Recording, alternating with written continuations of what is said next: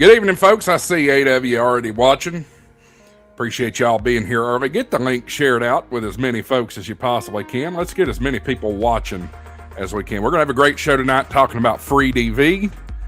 Get a little quick recap from Marvin as well about how Winterfeld Day went. So stick around. We'll get started here in about 2 minutes.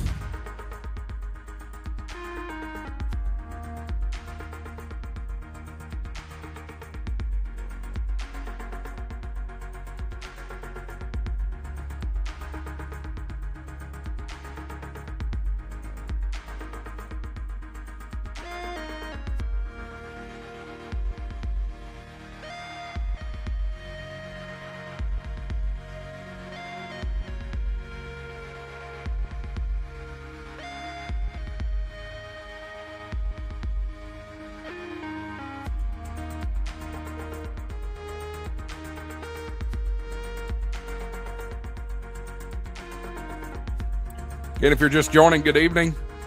Appreciate y'all being here early. Got about 1 minute until airtime. Make sure you grab that share link down below. Or easier than that, you can just highlight the address bar, copy, paste, share this thing out. Let's get as many people as we can. I see EOD Kaboom. He's all excited. The music's playing. Y'all stick around. We'll be with you here in about 30-ish seconds.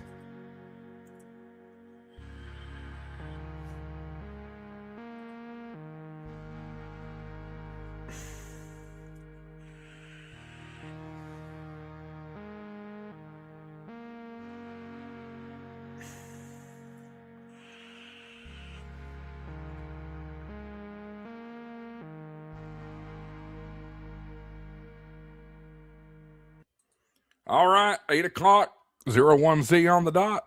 Let's light this candle, shall we?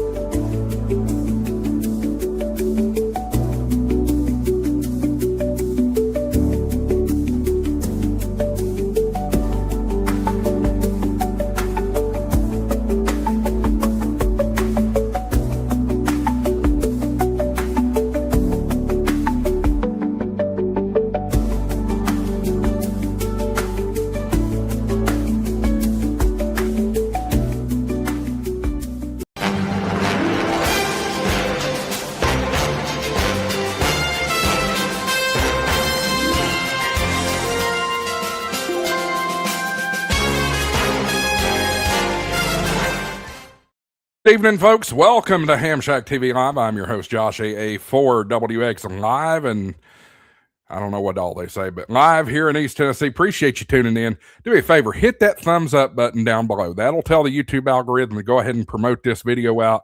Get some new folks watching here tonight as well. So appreciate if you do that. If you're new here as well, if you haven't already, hit that subscribe button down below. Certainly helps the channel. We've had a great month of subscriber growth so far. We've gained 927 subscribers just in the month of January. So I appreciate all the new subscribers that have been joining us. What else? Go ahead and jump in the comments. Let me know who's watching. That kind of good stuff. Tonight we got a great topic coming up. We're going to talk about Freedv, which is something I know nothing about. I think I tried it one time and moved on to something else. But it's going to be an exciting topic. All the regular panelists are here with us. Well, most of the regular panelists are here with us tonight. So it'll be a great show. Tonight's episode is brought to you by Ham Radio Prep, hamradioprep.com. And they've got all kinds of great stuff. They've got all 3 licensing courses, technician, general, and extra class courses. They also have some other courses. If maybe, let's say you've got your extra class license. You can go on to Ham Radio Prep. They've got all kinds of other courses. They've got an MCOM course. They've got a Ham Radio Basics course. They've got a Satellites course now. That's brand new. So go check them out, hamradioprep.com. Use coupon code HamShackTV. That gets you an additional 10% off their already great prices. And by the way, if you sign up for one of their licensing courses, tech, general, or extra, they offer a money-back guarantee. You'll need to see the website for details. That's hamradioprep.com, coupon code HamShackTV. Appreciate those guys. All right, let's, without further ado, let's bring in the panel here. Got all of our regulars that have been here for a long time. Marvin's with us, W0MET, the ham radio guy. Hillbilly Dave, Super Dave, KE6GAE. Andy, N0APX, World Radio League extraordinaire, product manager, you name it.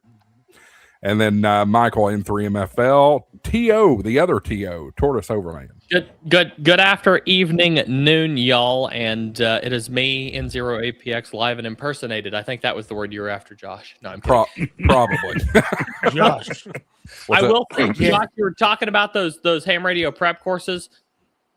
We have a brand new one, a brand new advanced operating course that's supposed to debut at Hamcation. So look for that. It's really exciting. That is exciting. Yeah. That's really exciting. What's up, Dave?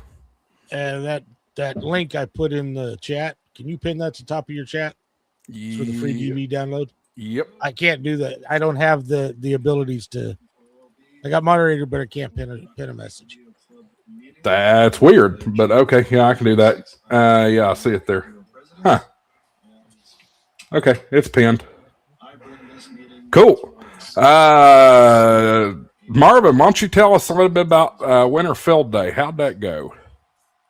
Well, overall, I would say it went really well. It was quite interesting to hear a lot of the bands really busy, and it seemed like there was a lot of activity out there, even though there was a lot of indoor home stations due to the significant weather that went through the southeast.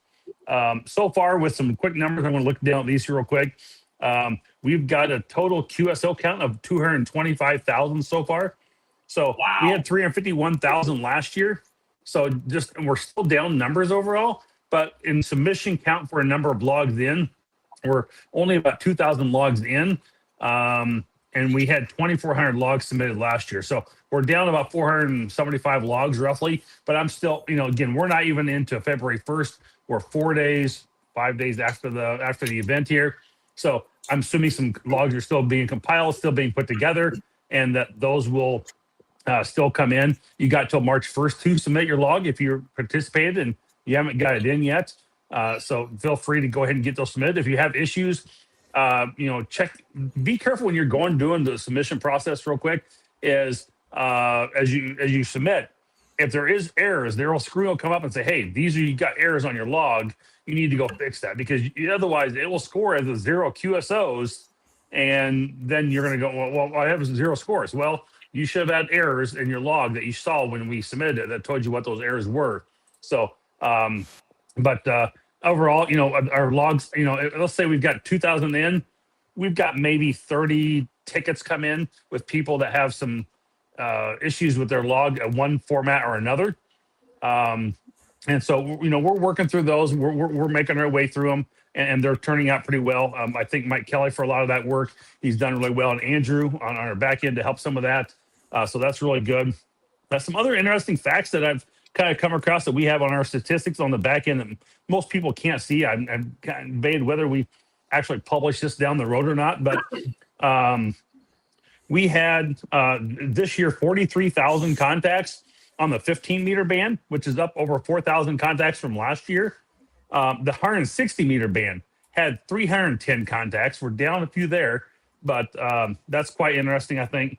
There are some other interesting ones, like the 23-centimeter band. There was 2 contacts last year, 55 contacts this year, which is quite interesting. A majority of the band, everybody can expect 20 meters is probably where they're coming from. We had over 1,100 contacts on the 2-meter band, which is up quite a bit from last year. The 33-centimeter band, again, we had an objective this year that said go out and work 12 different bands. And so people have really taken this to the extreme here in some ways. I'll get to one in just a minute why I say that, is we've got 47 contacts so far on the 33-centimeter band, which is pretty cool. The 3 centimeters, I'm not really familiar with that, but there's a 3-centimeter band. Somebody worked out there. We actually had 7 contacts on that. We have, go to the next screen. I know we had some people work the 6 centimeter or 6 meters. 6 centimeters, and there's also 6 meters. But we also had 1.2 gigahertz. A lot of people worked some of those stations. And, we had quite a few contacts here on the 80-meter band as well. And let's see if there's anything else interesting here. let's see. Registered locate. Yeah, our registered locations for the year were up overall. So again, I think I'm very pleased with the results of where things are at, where things are coming in for numbers still. And again, I'll still very, very, very preliminary. But we usually try and say that we wait till after March 1st to make sure all the scores get in, everything kind of gets squared away, and we'll have the final results of your score is really kind of there already. So if you go out there and you look at your if you're two outdoors or something, go look at your score, and if you see something for 0 QSOs or something is scoring, or you have an issue of some sort, like even today I uploaded my own ADIF today file from World Radio League. Everything went flawless without an issue, but there may be an issue on our end where I didn't get credit for all 6 bands that I worked. So if you show in our files, you'll see where you'll see all the different bands that you worked. And 2 of my bands, 12 and 17 meters, were not highlighted. So I sent an email over to my dev guy, say, hey, is this just an issue we have, or is this something else? Marvin, didn't happen? I can tell you why 12 and 17 didn't work. Why? Those are the work bands. Oh yeah. That's probably why. I didn't think. It didn't even cross my mind. You're right, Andy. So that's probably why it didn't come up. Yeah, good point. I didn't even dawn on me. So thank you for telling me that. I about tried to make some work band contacts, and all of a sudden I was like, wait a second, that's not. And I did it with one buddy. It's like, hey, let's go work 12 and 17. Let's see what we can do. Yeah, and it didn't even cross my mind that those were work bands at the time. So it was later on Saturday night when I did that. So, but that's probably why they didn't come up. Now that's a good thing. Like I said, I sent an email over to him literally today and say, hey, why didn't those show up? But that would be the reason why. So I guess my 6-point multiplier probably didn't count. Darn it. Well, I gave myself credit for it, unfortunately. But I made my first 160 meter contact out of the deal. So, nice. Yeah. I think I worked like 55 different rack sections, and I know there's a lot of others that were worked across the board. I think it was Cody Beer, K3BLR. I can't remember his cosign exactly. I'm sorry, Cody, if you're watching, or if you could watch this down the road. I messed up the call sign, but I think he worked all but 2 sections, and that was like Saskatchewan and Idaho or something, or no, it was Northern New York was like the 2 he missed, and he had everything else covered. It was like, holy crap. I saw a posting on I think it was on like Twitter or something, or Facebook, whatever. But very impressive. A lot of people in 3FJP shows you the all the different sections that you worked, and it kind of colors them and makes a map of the USA out of it, and it did a really nice job with that. And the other thing is kind of really interesting is, I'd say, hold on, I'll tell you real quick. Our logger statistics, log type distribution, 2026, we have 64% of our files are Cabrillo files, where it's 35%, almost 36% is ADIF. So it's crazy. Kind of cool. That a lot of people are still, I know it's not in a contest, but a lot of people still submit that Cabrillo file. And so I think for all the different loggers that they do that, including World Radio League. And so, but we are, it seems like we get a lot more information out of ADIF, but it's a little less restrictive. But a lot of people still choose Cabrillo. So that really surprises me. Yeah, me too. Because all the POTA activations all come out as ADIF, right? So when you go submit your logs, those are all ADIFs. But I think it's because a lot of the contesters are submitting Cabrillo. That's why they kind of consider this a contest, and they still submit those files overall. So that would be my guess. Dave, did you have something? Forever. I haven't submitted mine yet, but I only got like 26 contacts. I don't care. Submit it. So I will. I will. I just haven't had time to upload it, Marvin. Yeah, no, it's fine. I'm just saying. I mean, again, I'm telling this, and I say that because I'm telling everybody else, like, whether you made 10 contacts or you made 1,000 contacts, submit your log. It's cool to see how many QSOs are out there. We'd love to see how many people participated, and we will be sending an email out too to to those that, we come up, we can break this down and parse it out in kind of a really cool way. We can look at it and go, hey, your name showed up 87 times, but you have not submitted a log. So you had, maybe they just, can you, would you please, consider making a file and submitting it to Winter Field Day?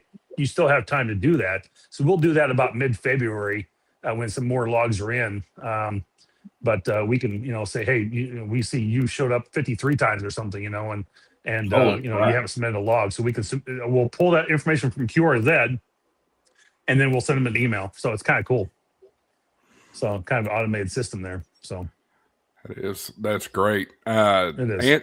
Andy, see, we've got World Radio League pulled up with the contest. Yeah. How did everything go from the World Radio League point of view? And it was awesome. You guys maxed out our back end. Like literally, we have like a cloud processor, and like everything was reading 99%. So right in the middle of the contest, James is like, or the event, James is like, we gotta hold on, guys. We gotta give these guys a little more breathing room. So we did a spec update on our back end system right in the middle of the contest.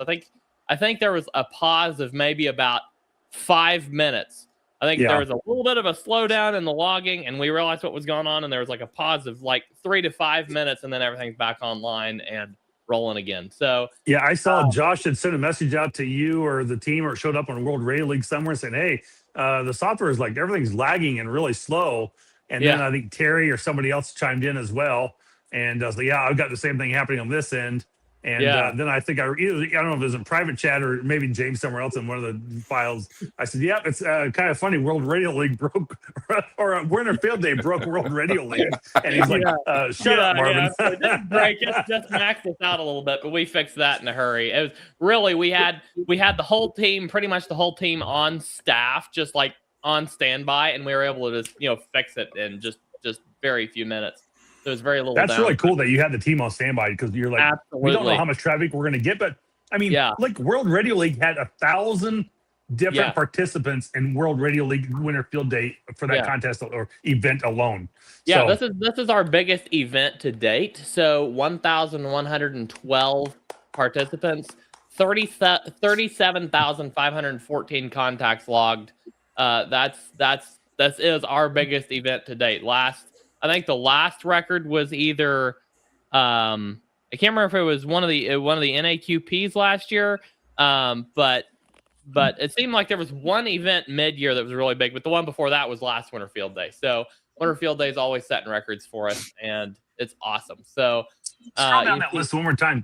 Let's see who's here. Let me pop over to our leaderboard. You can see my live stream here if you go to the main page. I live streamed for 11 hours, and Marvin even joined me. So. You didn't want to see your live stream. You wanted to see the leaderboard. Hey Tim, didn't see you there. You can tell Andy's always a product salesman. He's always selling.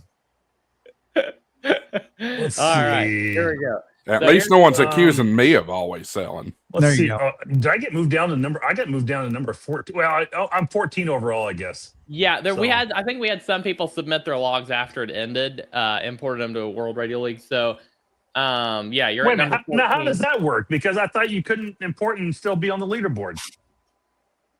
I'm trying to recall how they have it set up for the events. I think you can import your log into a contest or event, and it shows up on that events leaderboard, just not on like the daily. I'm not sure. I'll have to check with the devs and see how that's set up. I can't remember for sure, Marvin. I don't rigged. It's rigged. Yeah. Rigged. It is. If it was rigged, I would not be at spot 87. So tell me what's your money back. So I got 70 contacts in the log, and I actually got, for the first time in many months, it's been several months since I've done this, I got Alaska in the log. So nice. And then you see Sean KE0MAD in the chat. He was my one of my, I think it was maybe my first ever 160 meter contact. So there's Sean right there. Andy made sixth place, it looks like, too. Doesn't he live there by you? Yep, very close. Yep, very close. All ground wave then, or? Well, Had to have been. yeah, likely. Yeah. He lives in Aurora. Sean also has a beam up in the air at 80 feet.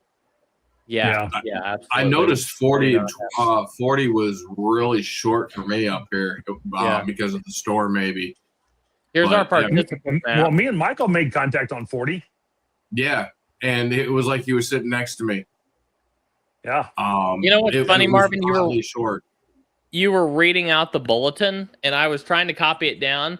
And for like spoken word, you were talking extremely slow. But for trying to copy it, it was like I couldn't keep up with you. So it's a good thing you read it twice. Yeah. So here's some cool things. I got to cover this real quick. This is super cool, and I thought this was fun. So everybody knows I've kind of shared this many times, but I'm very proud of it. I spent a lot of time and money last summer on it. But I've got the remote site in Wisconsin, and so I'm here in Massachusetts still. And I was able to connect. A couple of days prior, I was able to record in GarageBand the audio broadcast of our Winter Field Day bulletin. And very nice. I then recorded that, ran VB cable as my back end virtual cables, and I run that into the radio software. And I specify the VB cable there too. It's kind of like using loopback. That's the other audio a lot of people will use. And then I was able to literally key down using the Halibut Electronics little Hali key dongle at the Hali key. I was able to plug in my foot switch, and I was able to key down the foot switch and make the PTT activate, hit play on the GarageBand, and play the audio already over the airwaves without having me say one word during that whole time. And so that was kind of cool that I had all pre-recorded and ready to go because I knew I'd get it exactly right, and I wasn't going to go too fast because I knew it'd be difficult for people to copy. That's why it sounds like I'm going really slow for winter field day. And it's like, it's terrible, but it's like, I need people to be able to write it down and copy it. So it's like, if you happen to pass the message, I'd have been lost. Right. And that's the whole thing. I can't speak of this. Hey, the Winter Field Day Bulletin, emergency preparedness, you can't be talking that fast and expect people to copy the same message unless they just hit record on their phone. And then I did the FL Digi message as well on 20 meters, pushing out about 500 watts. And that turned out really well. And so, I heard like Northern California and everything, heard my message there. So very nice. I love this QSOs per hour visualization. I don't know if you have anything like this on your end, but I love looking at these because you can see, it really peaked right about, what's that, like 5 o'clock, 4 o'clock, something like that, right here. And then it dips that down in the middle of the night and then comes roaring back mid next day. But I love these visualizations here. But yeah, absolutely. And then we had participants from, I think James told us today, we had participants from over 100 countries. So, oh wow, yeah, very, very cool. But we had a lot of fun. We learned a lot. And Marvin, I know me and you and so I think it's Mike in the Discord have been kind of conversing quite a bit, and I think we've got some really cool ideas for next year. So yeah, so I'm going to give it out right now if we can. Yeah. If we can make this work, our goal next year is to be able to take Winter Field Day and literally have it injected right into our. You basically will hit a submit button in World Radio League on your side when you're done with the contest. You hit submit, and it will automatically go over to our system automatically. You don't have to go submit a log from our side or anything else. It's going to go from World Radio League right to us and be done. So that's our goal. Automatically. Automatically, you're going to build an API, Marvin? Yeah, we'll do an API or something to make that work. Yes. Yeah, we've got some plans for some API work on our end too. So we'll make it happen. One way or the other. Yeah, it's exciting stuff. It's very cool. And next year's our 20th year. We're gonna have a lot of cool things going on. So anyway, we won't take any more time about this. But I'm not gonna say that. I'm glad to hear it was a successful event, given the weather situation. Absolutely. I was really worried that was going to dampen. I worked it down. a lot of one hotels. I'm one of them. I think right now, 74%. The last I looked was our of our types. About 74% of the mode distribution was home. I don't know if it's just me or if it's everybody, but Marvin, it sounds like your audio dropped really low. I don't know why that is. Let me see what's going on here. I also hear a fan in the background or something. Oh, you know what? Because Change mic. It changed. Yeah, somehow it There you went go. from my AirPods back to my microphone on my laptop. AirPods have a weird way of switching modes for some reason. I don't understand why, but let's grab the chat here. We haven't done that yet. See who's all watching, and we have some business to take care of already. Not a super chat yet, but Gary Graham finally got his call sign. Gary. Congratulations. Kilo Romeo 4, Juliet, Golf Delta, and we also, I don't know if he's watching tonight, but I got a phone call today. I haven't had a chance to call him back yet. Phone call. I got a phone call from Viper Bob, a longtime viewer. He also finally got his call sign. He passed his test and got it. So for you guys, awesome. there's one. And there's two. Congratulations, fellas. Let's see what else we got here. We have Pamela's watching. I don't know if I've seen Pamela here today from Massachusetts. Good to see Pamela. Kelly's here. KE0MAD. We already talked about him. Good to see him. EOD Kaboom is here. He loves the theme music. So when is Tim doing his first? He said something. I think he's got a first live stream coming up. I hadn't heard that. That'd be cool. Friday night, tomorrow night. Tomorrow. All right. 6 p.m. our time, Tim. Okay. Okay. Good. That means he won't. 7 p.m. for those wrong people's time. Yeah. What? Chris KD9YSW is here. That's great. 8 hours, then the weekend starts. Not for me.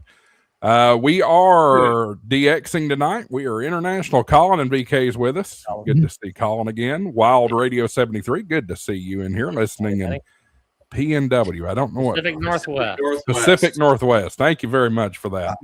I always mess this one up. JS Vetlik, I hope is right. Good to see you. Pepe's here as always. Good to see you, Pepe. Herb Calvito is here. Good to see WA1WOK. Good to see them. WFT Radio is here. Good to see him. And AA4OL John. Good to see John. All right. Let's see here, guys. Don't forget. Got a couple over there in my chat too there, Josh. Eric, okay. KD2HWD. Anybody in my chat? KB6JFL. Just don't want them thinking they were left out because they're watching on KB6JFL on the Little Bitty Tubers channel. Yep. There you go. That's it right there. We got to give a shout out here too. Oh, Michael's here. W4OPS. That's kind of our brother. I got to do it. Absolutely. Of course. You gotta have personal privilege. That's just part of it. Right. Is he back down here, back down home? Oh yeah, no. He's in the Springfield area, but he's actually up in Nevada working for about 2.5 months, building out. I don't know how many different police cars they're putting radios in and everything. So he's like working 10, 11-hour days. Where's he at? In Nevada, Missouri. We're gonna have to tell him to come down. Okay. I swear I thought you were talking about Nevada. And I thought he mispronounced Nevada too. I've heard Nevada. Pronounced Nevada in Missouri. Missouri, it's Nevada, yeah. But I was getting ready to tell Marvin. I was getting ready to tell Marvin he'd have to tell you, but Michael, since you're watching, I'll tell you. You need to come down for the Smart Ham Fest is it in June this year, Dave? I think it's always in June. Well, you're forgetting one in March, Andy, the Oars Ham Fest. That you're actually going with WRL too. That one's in March. I just didn't know if he's going to be going all the way down to Aurora or not. But if he is, I'd love. I'm sure he would. Oh, he's been down. He's been down there before. By all means, he brings his pota table down there. Cool. Oh, okay. Well, then I need to. Yeah, we need to meet up. So he has the pota table, and they'll be handing out, I think, free coffee and everything at the POTA booth at Hamcation, and then he's got the NARA booth as well. So stop by and get some free candy there. So speaking of Hamcation, a reminder for all those watching, you won't want to miss next week. Next week, we have the chairman and I believe it's the vice chairman or another department chairman. But anyway, we have some VIPs coming in from Orlando Hamcation. It's going to come and we're going to preview that right here on Ham Shack TV next Thursday, 8:00 p.m. Eastern time, the real time zone. You're welcome, Jason, if you're watching. And it'll be a good time. We're looking forward to it. We're getting fired up. Boys, I cannot wait to get to Orlando. I'm fired up. I wish I was going. Tennessee's one of them states that you got two time zones, right? Tennessee. Do what? Is it Tennessee? Yeah, we have two. Okay. Yeah. The whole dang state should be Eastern time. If you ask me, half of you guys are normal No, then. the whole state should be Central Time. It's not even half the state, Andy. It's just the first, the Eastern third. That's Eastern gotcha. time. Well, 30 of you guys are normal. That's why I said the whole state should be Central Time. Yeah, That's what always screwed me up when I went up over the plateau and it was a time zone change. I was like, really? Yep. Guys, don't forget we do have, if you feel like supporting the channel financially, we do have super chat channel donations available. Those are available next to your chat box down there. It's the little flashing $ thing. We certainly appreciate all that. And we also play a clip for you if you do that. We don't play that clip that often anymore. Y'all need to get better at that. But anyway, we appreciate it. Tonight, we are talking about Freedv. And we were hoping to have Prep Ham Paul with us. Unfortunately, he wasn't able to make it. And Meshtastic Dave wasn't able to make it either. He is changing homes at the moment. So we'll look forward to having him with us next week. Home on He's wheels. officially taking possession of it. Yep. Yeah, I can't wait. I can't wait to see it. He's bringing it to Orlando. So. Oh, nice. Oh, he sent us. He's got pictures over on. I think that's a private channel, pictures, Michael. but they're beautiful. What he has, the slider in the back is his ham shack, so it slides out, and he's got all the room in the world. It's cool. Yep. He's already got it. He's got a lot of it set up. He's in. Very cool. That's awesome. Josh, before we get into the Freedv, I do have a bit of sad breaking news that I learned from the ham community today. If you want me to share that, I learned of it too. I'm glad you brought that up because it's later. I'll let you cover it later. I'm glad you. I'm not prepared, so I will let you. I'm going to let you run with it because I heard about it and I forgot to prep. So no worries. If you've got the details, go for it. So basically, the developer of Ham Clock is now Silent Key. So very, very sorry to hear that, and well wishes for his family. We're thinking about him. Hope they're doing all right. But Ham Clock will continue to operate only until June of this year. So after Ham Clock is going to be going offline. So just wanted to share that bit of information. There are developers trying to get the source code. Problem is it's been announced and everything. It was put on the website, but if anybody truly heard, it was not a very good. He had pancreatic cancer, but the talk is he ended his life today. But nobody can get a hold of anybody to get the source code. There are some developers that are trying to get it to see if they can keep it going. But there's back-end stuff. Everybody there, Ham Clock will still run on your Pis. No, there's back-end stuff in his cloud servers that actually update Ham Clock. Yeah. Didn't Ham Clock just update to like 4.10 or something? I thought it was 4.13 that he just put an update out on. Maybe it was 4.13. It was just a recent update. Literally in the last 2 weeks. Mm-hmm. They just released the launcher for Mac. I think it was another ham working with him maybe, but they just released the launcher for Mac. So that was actually somebody completely different that did that separately from Ham Clock. So my understanding is the program will still run.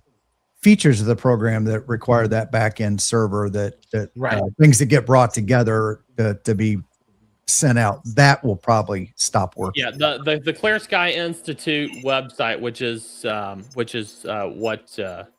where that is located, it says Ham Clock has reached end of life. The last release is version 4.22.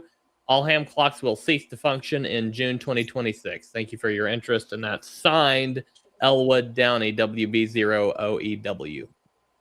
The thing is, Tim, a lot of that stuff, a lot of your solar information and all that stuff, that's not actually on the image that you're doing. That comes from a cloud server.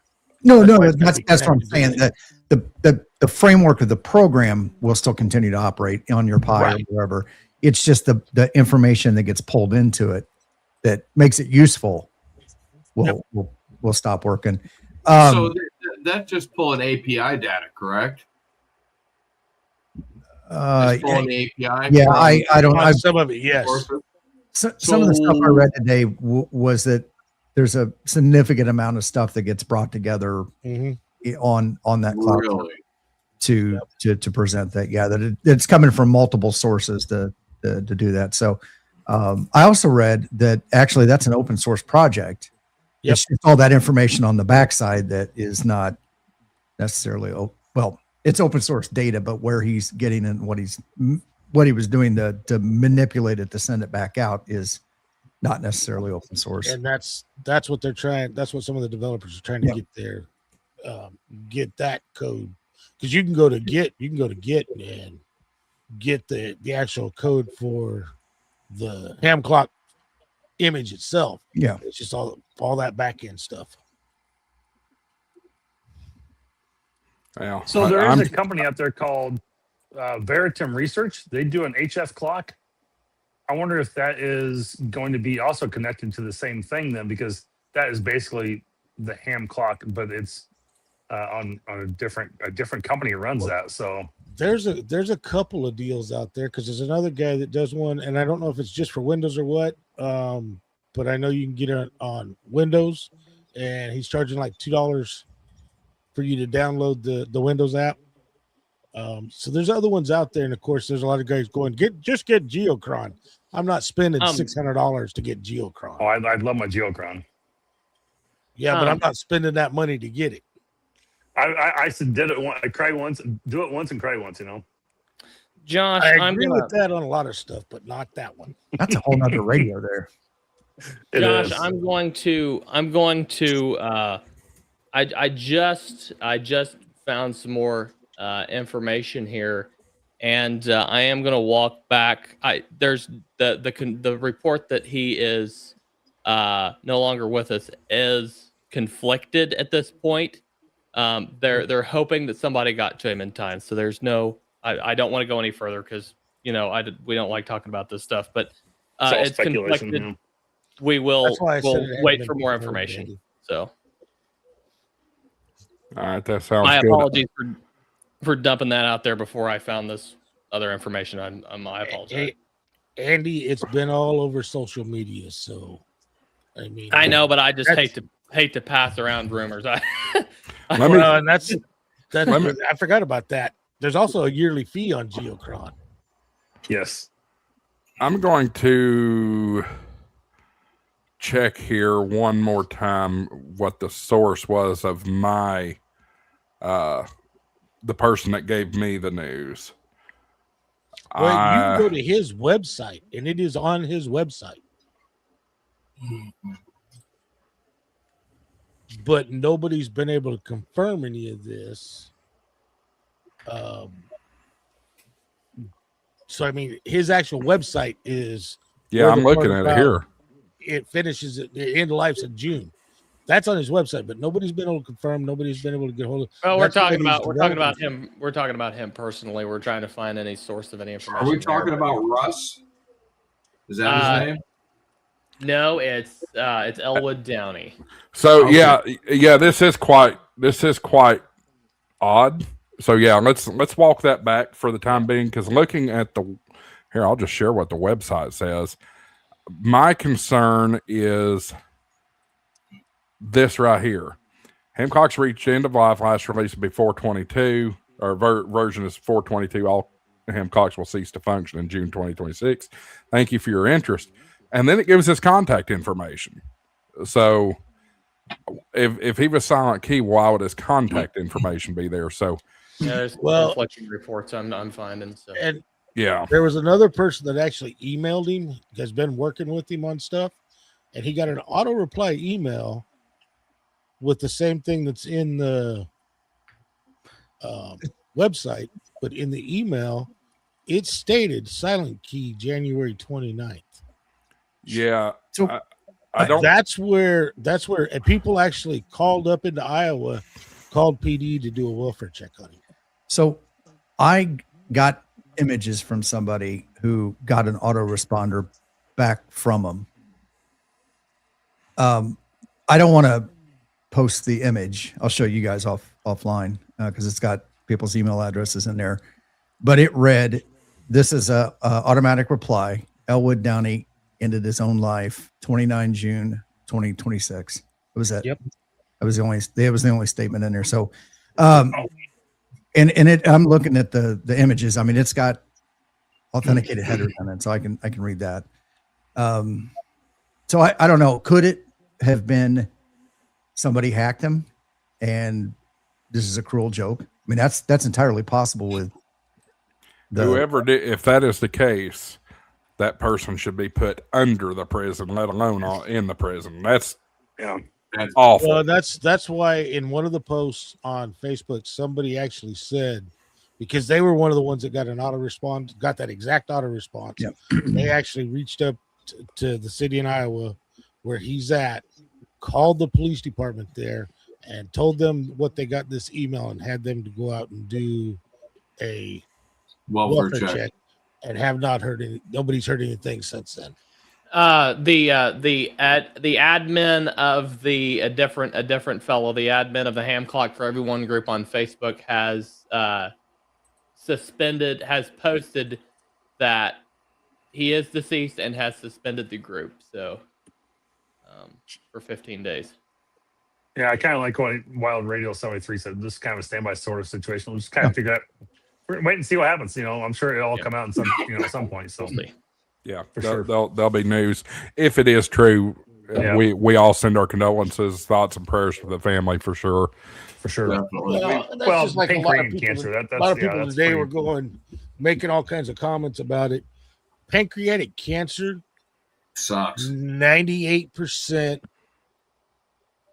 It's got the highest mortality It's only a rate. 2% survival rate of pancreatic. Exactly. Cancer. Yeah. Well, I mean, the pancreas has so many functions for the body and is related to so much stuff in the body. It just spreads like wildfire. Yep. Or metastasizes or whatever. I'm not a doctor, so I don't know what the right terminology I just is. play one on TV. I stayed at a Holiday Inn last night. No. I played one on amateur radio, or I played one on 80 meters. Oh yeah. I'm not a doctor, but I play one on 80 meters. There you go. Yep. All right. Well, we'll move on for that. What I will ask the audience here, since there is conflicting reports, please don't spread anything that's not confirmed, just to be on the safe side. Out of respect for him and his family, that's probably the most respectful thing we can do in this time. So, again, apologies that we reported that a little bit prematurely, but there's just who knows at this point. All right, let's move on into Freedv. And I know Dave and Tim, Dave and Michael, you were kind of heading this one up. So I'll give you all the floor. You want to go first, Michael, or you want me to go first?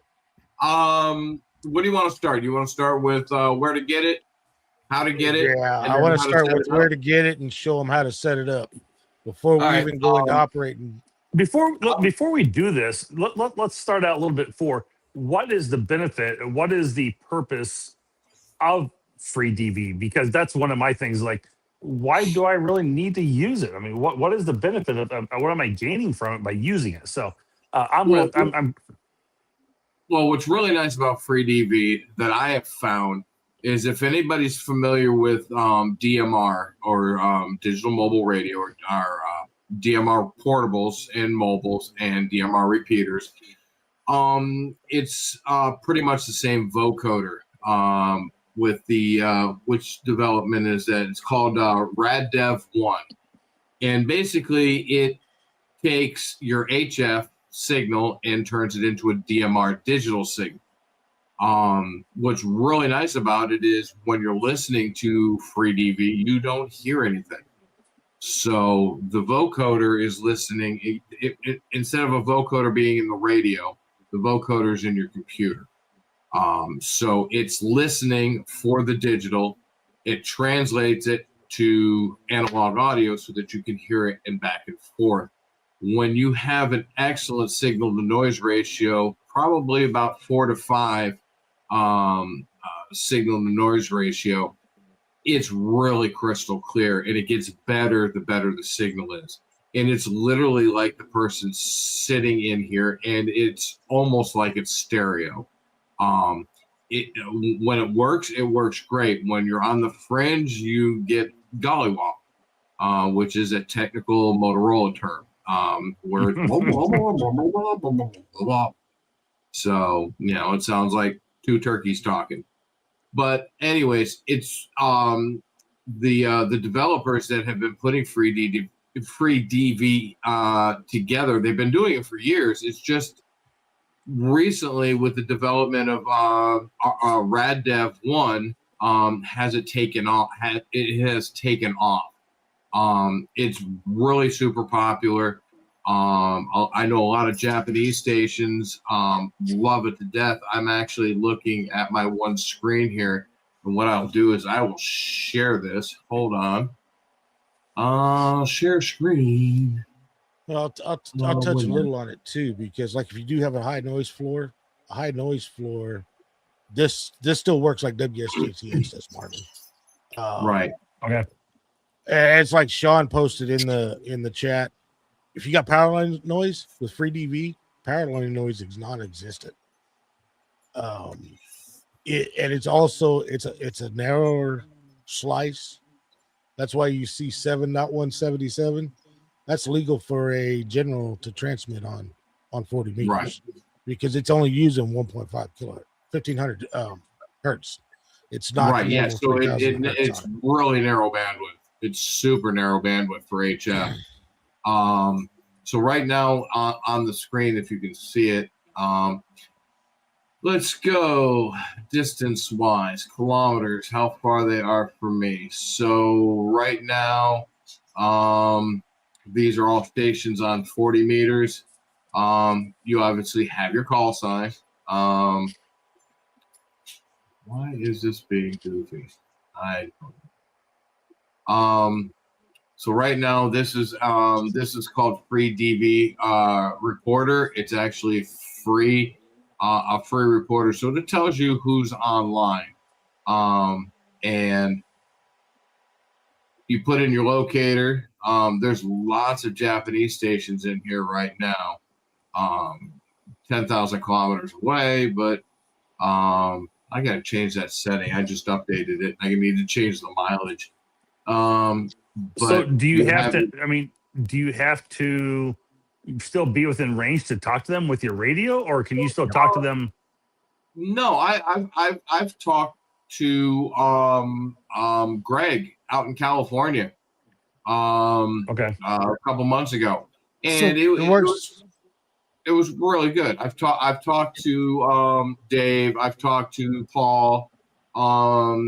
We did a live feed, a live stream with Prep and Paul, and we were all in there. We just ganged up on 40 meters. Right now, the noise floor on 40 and 20 is insane. I do not know why, but both bands for me is noisy. I don't know if it's the weather or what's going on, but right now I'm sitting here at almost an S9 of noise. So this is still requiring RF connection. There's no internet going across there. Is no internet whatsoever. No internet whatsoever. So it's just your computer. Yep. It's just your computer, just like WSJTX. Yep. There's no internet. Your computer is doing the decoding through the software of the voice and translating the voice to audio that you can understand. Right. Yeah. This is not DMR. This is not Fusion, D-Star. It's not any of that goes across the internet. And Michael kind of compared it to DMR. I can't compare it to DMR because the Freedv is its own language. It's using the same type of codecs, but it is not DMR. Right. The way they're doing it's also using the same style of vocoder. So is Fusion. So is Fusion, but that's not Motorola's DMR. Uses the same one too. The MB 2000. Yep. Right. Yeah. So they just developed it in order to use it for the codecs, microphone, and speaker off your computer, or off your radio. It goes into your computer. You can do it on pretty much any computer you want to. Right now, it's being ignorant with me because for some reason, StreamYard and Freedv does not play well together. So I can only get images right now. So real quick, Colin says internet is required for the reporter only. I do want to point out everything that you're seeing on this reporter right now. These are not necessarily stations that you can talk with, but they are stations that are online listening on a specific frequency that are running the Freedv protocol that you could potentially talk to. Right. Correct. Okay, gotcha. Now, but you'll also see over here to the right, you see signal to noise ratio. These are stations that that you should be able to talk to or hear from whoever's transmitting. Should be able to hear the signal to noise ratio. So what does green and red mean then? So green is receive, red is transmit on mine. You can set up your colors. Gotcha. Yep. And then there's so if I change I saw blue in there somewhere too. Yeah, so like if I change my message at the bottom and then send it,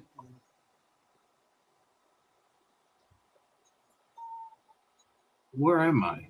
Why can't I see myself? That is so stinking weird. What band are you on? And are you on the same band on the report? There I am. Are you there I am. Now my modem's on. Boom. Didn't have the modem on, so that's why. So every time somebody changes their status, it my color is like a bluish purple. It's just better for me, for my brain, for reference. That's all.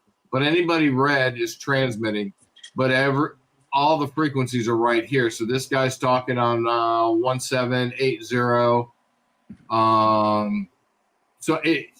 So if you want to split it up by frequency, you can see, okay, 1630. So these two guys are talking.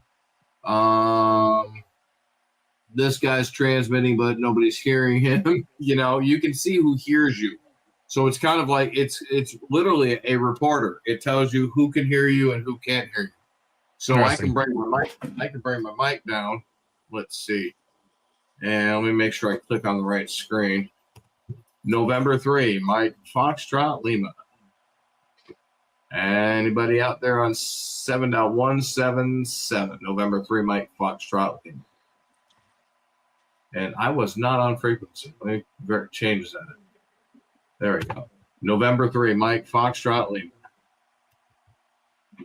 So if I go back to kilometers, there I am. So when I transmit, there's not November 3, Mike Foxtrot Lima.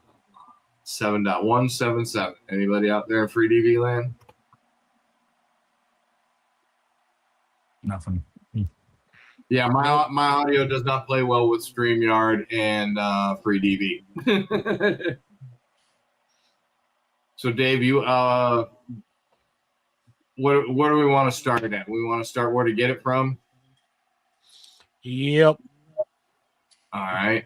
And the links pinned. I don't know if you were streaming, Michael's. I didn't go look at your channel, so I didn't drop the link in it, but I can drop the link. Yep, you drop the link, and I'll pull up the website. Which one are you dropping? Well, I'm the same way. Red Stick Ham 6394. I'm the same way. I've got it, but I haven't been able to make a QSO yet. So I tried downloading early this evening, and I haven't quite figured it out either. So I'm learning along with you here this evening. I've got the link pinned at the top of my chat and the top of Josh's chat. Okay. There we go. There we go. Sorry. Yep. I got to be more on top of that. I was chatting. Michael, I just dropped the link so you can drop it on your channel. Right. Freedv.org. And they just released the new update 2.2.0 yesterday. But as you see, there's the Windows here. Windows link for Windows 64.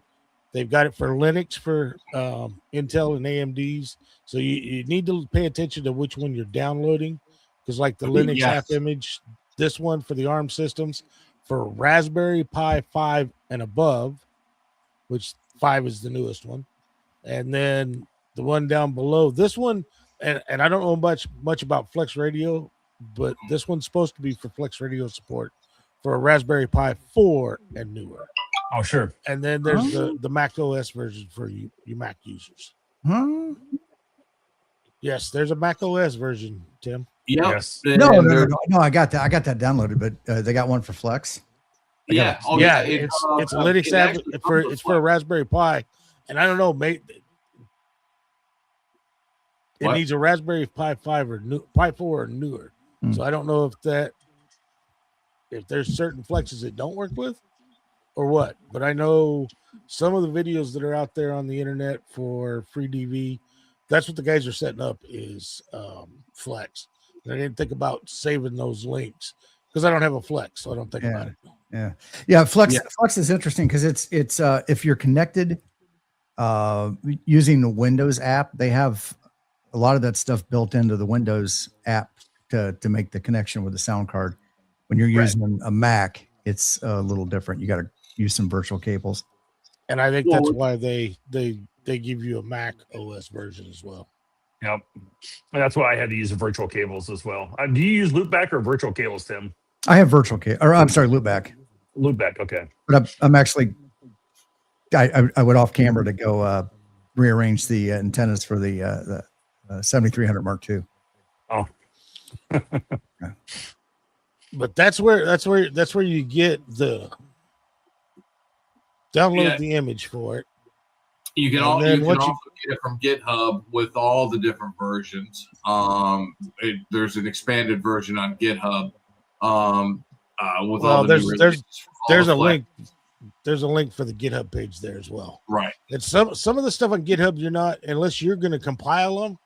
So unless you're really big time into some of this stuff, some of those you got to be careful with, because you got to compile the apps to operate. The reason I point everybody here is this is actually giving them the installers for the GUI, right? Yeah. Right. If you want to compile it or need help, send an email to k8mrd@icloud.net. Exactly. We'll help you out. You might make a video about it. Right. Yep. That's funny. But then once you get it installed, and I probably should have waited to install the new version on the stream. I didn't think about it. I wanted to get it up and make sure it was working before the stream, because I've been messing around with Freedv, brushing back up on it all week long. But once you get it set up, now in some of the instructions out there, it tells you to use the easy setup. No. Some systems it'll work, some systems it won't.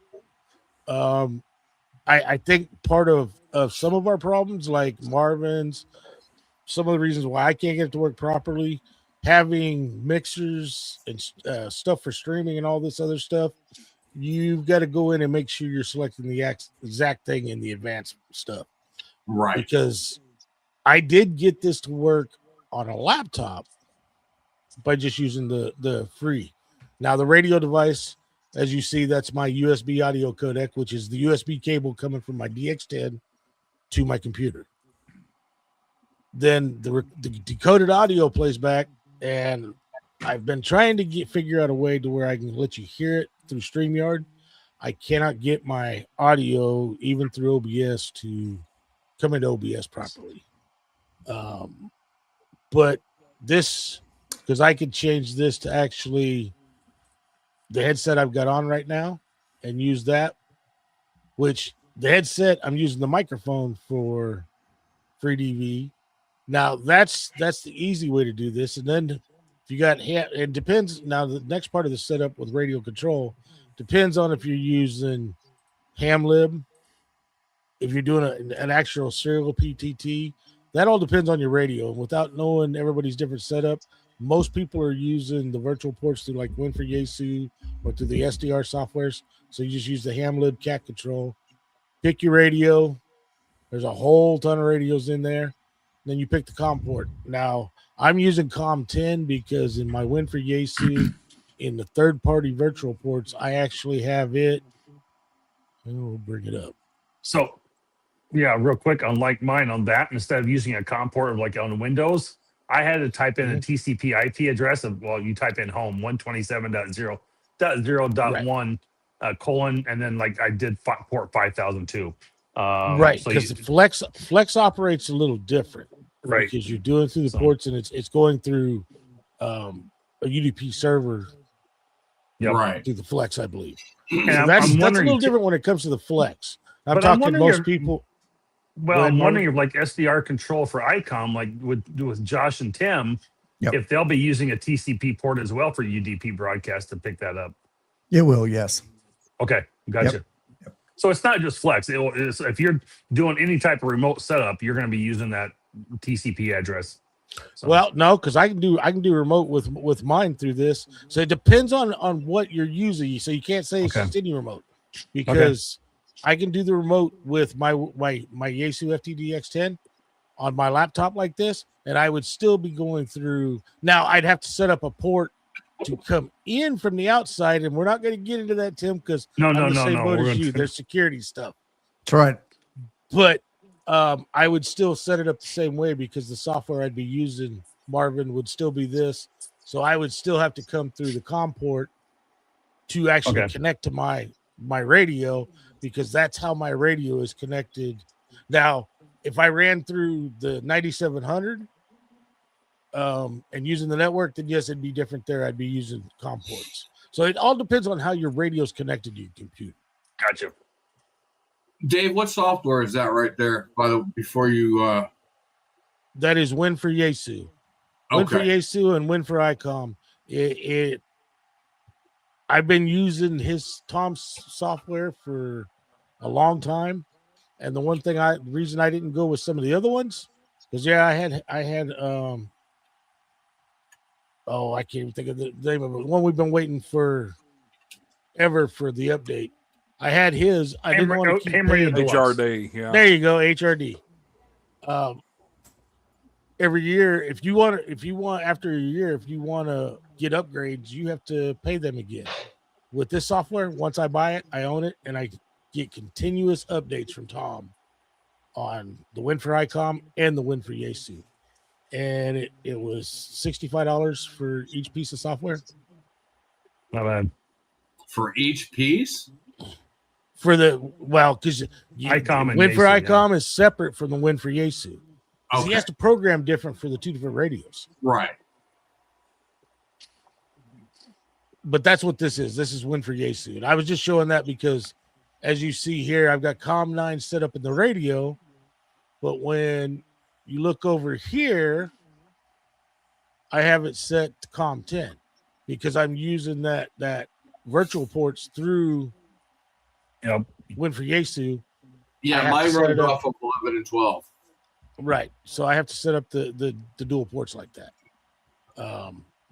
But what I wanted to show everybody was this, because if you're having problems using the easy setup, you need to go into the advanced. Yeah. When it first comes up, the receive tab is the first thing you got. Well, up here it says input computer from radio. You need to find your USB audio codec. If you're using USB, it depends on how you've got your radio connected. You need to find the codec that is for the radio coming to the computer for that. Then down here, of course, your output from computer to speaker and headphones. So you need to find out If you like when my headset, I'd put it here if I was going to do that. And we'll just go ahead and we've selected those both. And you don't have to do it this way, but I do this just in case something decides to move. I go ahead and hit apply before I go to the transmit tab. And then when I go to the transmit tab, input from microphone to computer, I'm using the headset as well. And then, of course, output from computer to radio. That is going to be your other, if you're using USB like I do, it's going to be your USB audio codec. Send it back to the radio properly. Right. Click apply on that. So that's interesting that when mine comes up, it says 11 microphone, 5 USB codec, and it says speakers 5 USB codec for my radio. It's interesting that yours doesn't say whether microphone or speakers, which I thought was interesting. Well, it did. It actually did. I'll go. Yeah. Okay. There. I see. Okay. I see speakers 11 USB audio code. Wonder why it's okay. So that's port 11. Okay. And interesting. And the thing is, I can actually go into my computer, and I have not done it on this one, but my laptops. It actually says the name of the radio on that. So all I do is look for where it says speakers and say FTDX10. And over here where it says... yours is line, interesting. It says line. That's interesting. That's what it is. It's a line in. It's a line coming in. Okay. Mine says microphone. So that's interesting that yours... How the codecs are different. Or defined differently, visually defined differently.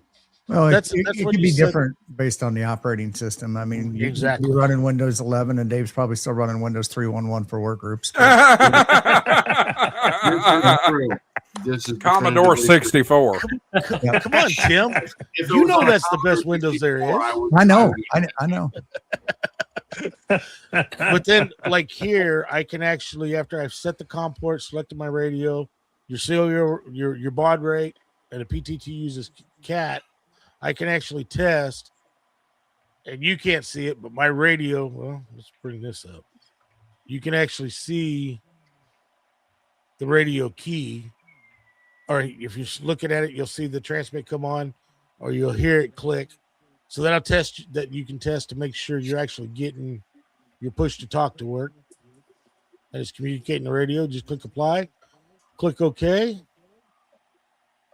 Then you start your modem. And hopefully you'll see somebody. Well, it sometimes it'll give you fits, but we know there's people by looking at the reporter. We know there's people out there. You on 40? Yeah. Where did mine go? Yep, I'm on. And for some reason, you'll want to watch that too, because when you start the modem, mine instead of going back to 7.177, it goes down like to 7.1763. Yeah, weird. I don't know why it does that. Well, I know what part of it is, Tim. It's because I'm going through so many virtual ports for the cat control of the radio.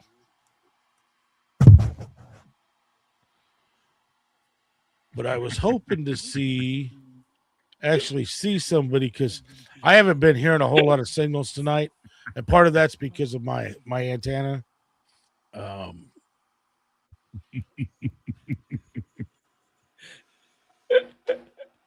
That's too good. That's too good. You're welcome.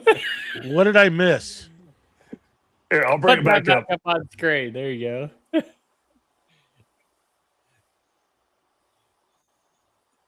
Yeah, you wish, Andy. No, I don't wish. Oh, the only good Mac was an Apple II that was made in 1980s. You literally have no room to talk. You have not tried recent Macs. Once you go Mac, you don't go back. Go back. I have, Andy. And I do give credit. Series and you don't like them? I do give credit to Mac for media stuff. Yeah. But other than that, Mac's overpriced. Their software is overpriced, and it's hard to find overpriced. Hard to find software for Mac. Actually, you know what? It used to be. It's not so much anymore. It's getting much, much better nowadays. Much better. Well, let me tell you all this that you talk about. We use them in enterprise, and yeah, it's still hard to find software. I have tried Windows XP, Windows 7, Windows 10, and 11, and maybe a little bit of 8, and Mac beats it all. Let me tell you this. Somebody mentioned a second ago, content creation, media stuff. Actually, and I have no affiliation with Mac other than I'm a Mac user, but yesterday, Apple launched a brand new suite. Yes. Well, kind of a suite. They're trying to compete with Adobe's Creative Cloud now, basically. They've got hang on. It's Apple's. It's a money grab to me. It's not something that they allow other people to. Yeah, but hang on. It's not open source and free. It's a problem. But hang on. It's usually I would agree with you, but I have to say Apple has blown this door wide open as far as price goes. If they at all compete with Adobe, I mean, it is $30 a month cheaper, 40 or whatever it is. So, you know. Yeah. So they're giving you Final Cut Pro. They're giving you Apple Motion. They're giving you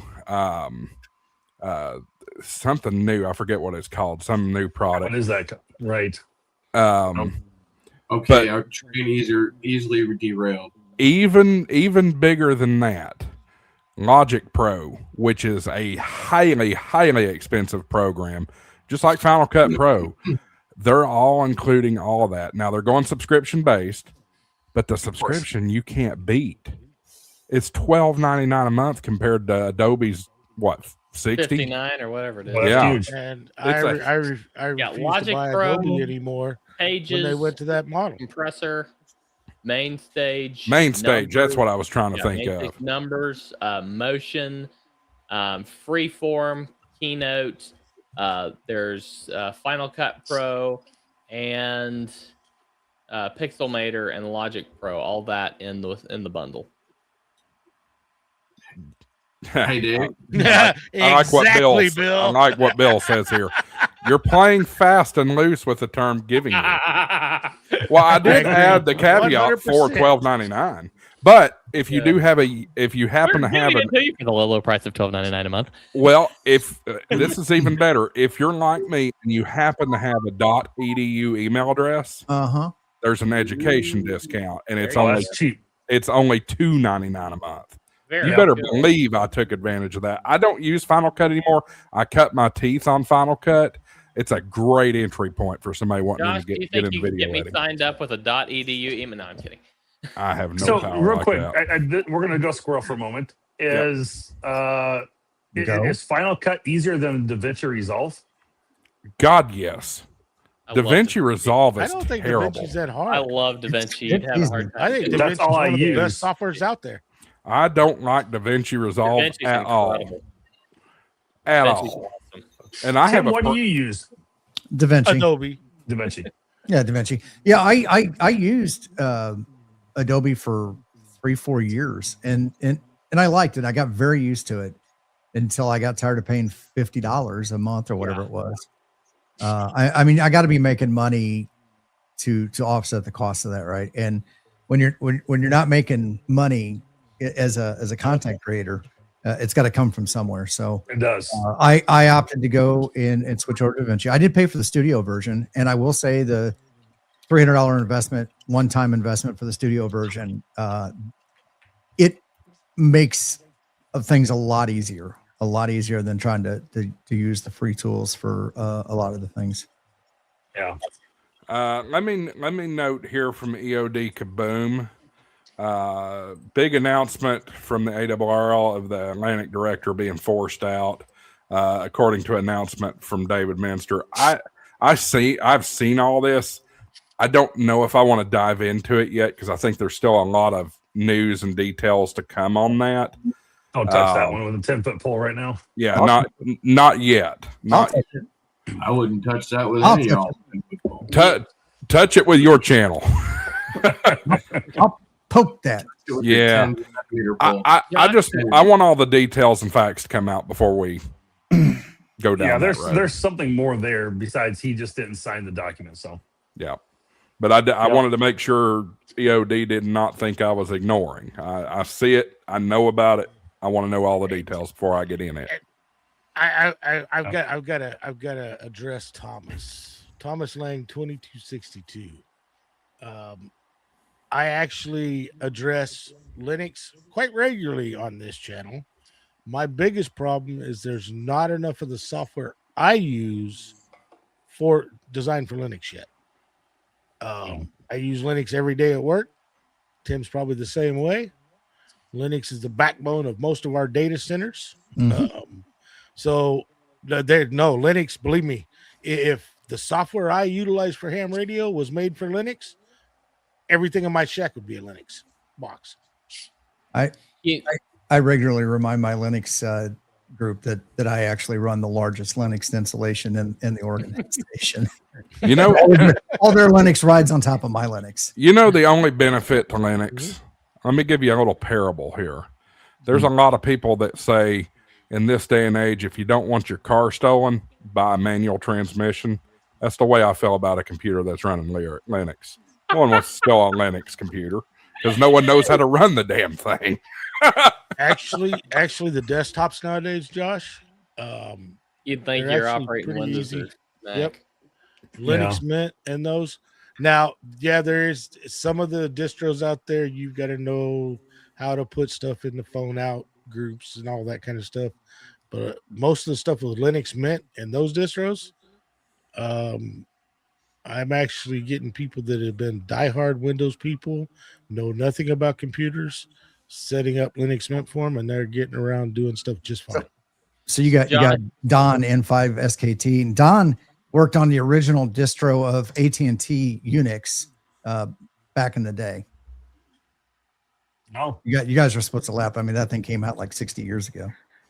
Yep. Shows how much I know. Yeah. But you know what? Every operating system out there is actually based off of the Unix kernel. Every one. Oh yeah. Yeah. Hey, Dave. You know what I just discovered, Josh? I just discovered that Apple Creator Studio requires macOS 26.0 or later. I am currently running Sequoia, which is 15.6. So you have to upgrade to Tahoe in order to use the full Apple Creator Studio. So it's caveat crazy out there. It's crazy how fast that's. No, I'm running. Are you sure about that? Because I don't know if iOS is up to 26 or if OS is up to 26. Yeah, Tahoe Yeah, it is. Tahoe is 26. Synchronized all their version numbers to the year number now. So Tahoe is 26. That explains why they've gone to iOS 26. Exactly. Interesting. My computer hasn't prompted me to. Wait a minute. Yes, it is. It is prompting me to update. Top right hand. Yep. Top right hand corner there, Josh. Yep. Are you still running 18, Josh? No, I'm running Sequoia still. Yeah, okay. I'm on Sequoia. My work computer's running Tahoe though. I think that's why I got confused. I will say I think it's 20. I think I like Sequoia a little better than Tahoe, but we'll see what they do with the whole liquid glass thing was kind of crazy, but we'll see what. You know what? I thought I'd really be annoyed by it, but it's gotten really. I don't even notice it anymore, so it doesn't even matter. But I think they're at 26.2. So I just saw an upgrade come out, so I don't know what the new number was, but 26.2 something. So boy, we got completely squirreled on this. Yeah, we did. Yeah, we went really down a rabbit hole. So does anybody have any questions so far on what I've talked about on Freedv? Dave, I've got something for you. Reshare your reporter screen. No, not my screen. No. Share his reporter screen. Okay, go ahead. Go towards the bottom of your reporter screen, and no, not that. Bring your arrow down to the bottom bar. There you go. Now go left. Go to track. Left one more. There you go. Click on track. Now click on frequency. Everybody who is on your frequency in the distance is right there. Such a nice tool to see, hey, look, somebody's talking. So I can go over here, November 3, Mike Foxtrot Lima, and my audio works. So you should see me transmitting on your screen. And what is that? W4 KDK can pick me up. He has not answered me yet, though. And I wish he would go out there and answer me. November 3, Mike Foxtrot Lima. There's another one that picked you up. And that's how you're going to see it coming across on screen too. But So that's my screen right there. And what's nice is I can click over and go to microphone. And actually you can see the audio from the decoder too, which is very cool.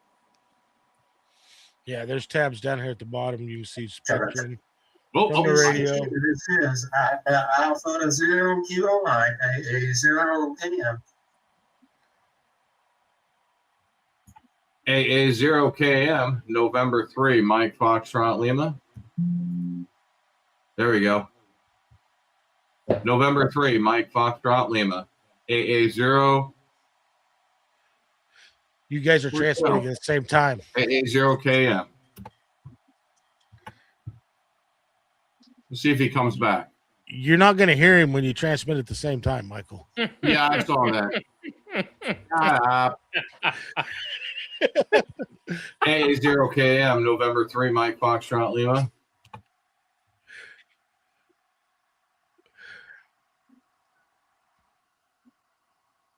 Jesus, he was beautiful too. That's the one thing with video. That's it. Alpha 0 Kilo Mike, a 0 PM. What is on the man tonight? A 0 PM. CQ. Maybe he can't hear me. Don says turn on full duplex. November 3, Mike Foxtrot Lima. AA0KM, November 3, Mike Foxtrot Lima. You are about a 5 and 5 here into lovely southern Massachusetts. How copy? Oh, he got me at positive. He could hear me beautiful. Hey, Michael, Don says turn on full duplex. I think you got the message. Let me get it on. Yeah, I noticed the key up there in 3 MFL. Ladies, they're okay. I'm 73. Wish I could hear you. That's wild. Yeah, he just completely dropped out. Not a problem, sir. You have a very fine evening. AA0KM, November 3, Mike Fox Lima. Yeah, that's weird. Like he just dropped it. Wow, now look at all. I'm running about 70, 75 amps, and he's not okay. I can fix that. AA0KM, November 3, Mike Foxtrot Lima. Hey, I just bumped it up a couple watts. How copy now? Yeah, exactly. Is that Stephen Hawking? I mean, it's just, you're right.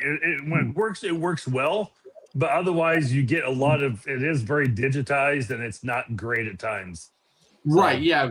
That's when your signal is down in the trash when you're hearing it. But when that thing is signal to noise ratio of like 7 dBs or better, it sounds glorious. But you know, when they're in the trash, they sound like Stephen Hawking. CQ. Nice.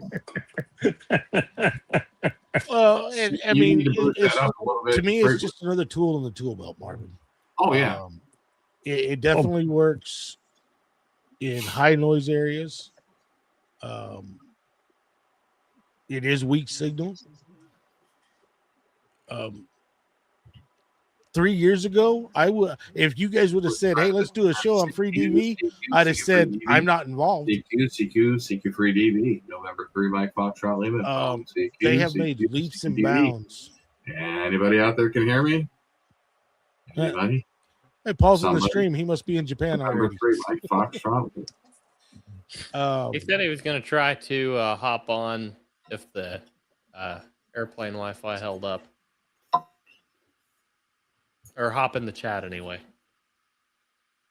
That's weird. I muted my mic. They have made leaps and bounds with this program, and they're actually trying to start working with radio manufacturers to work on possibly getting this put in as an SDR codec in the actual radio. You won't have to run software to get Freedv to work. What is the frequency you guys are on?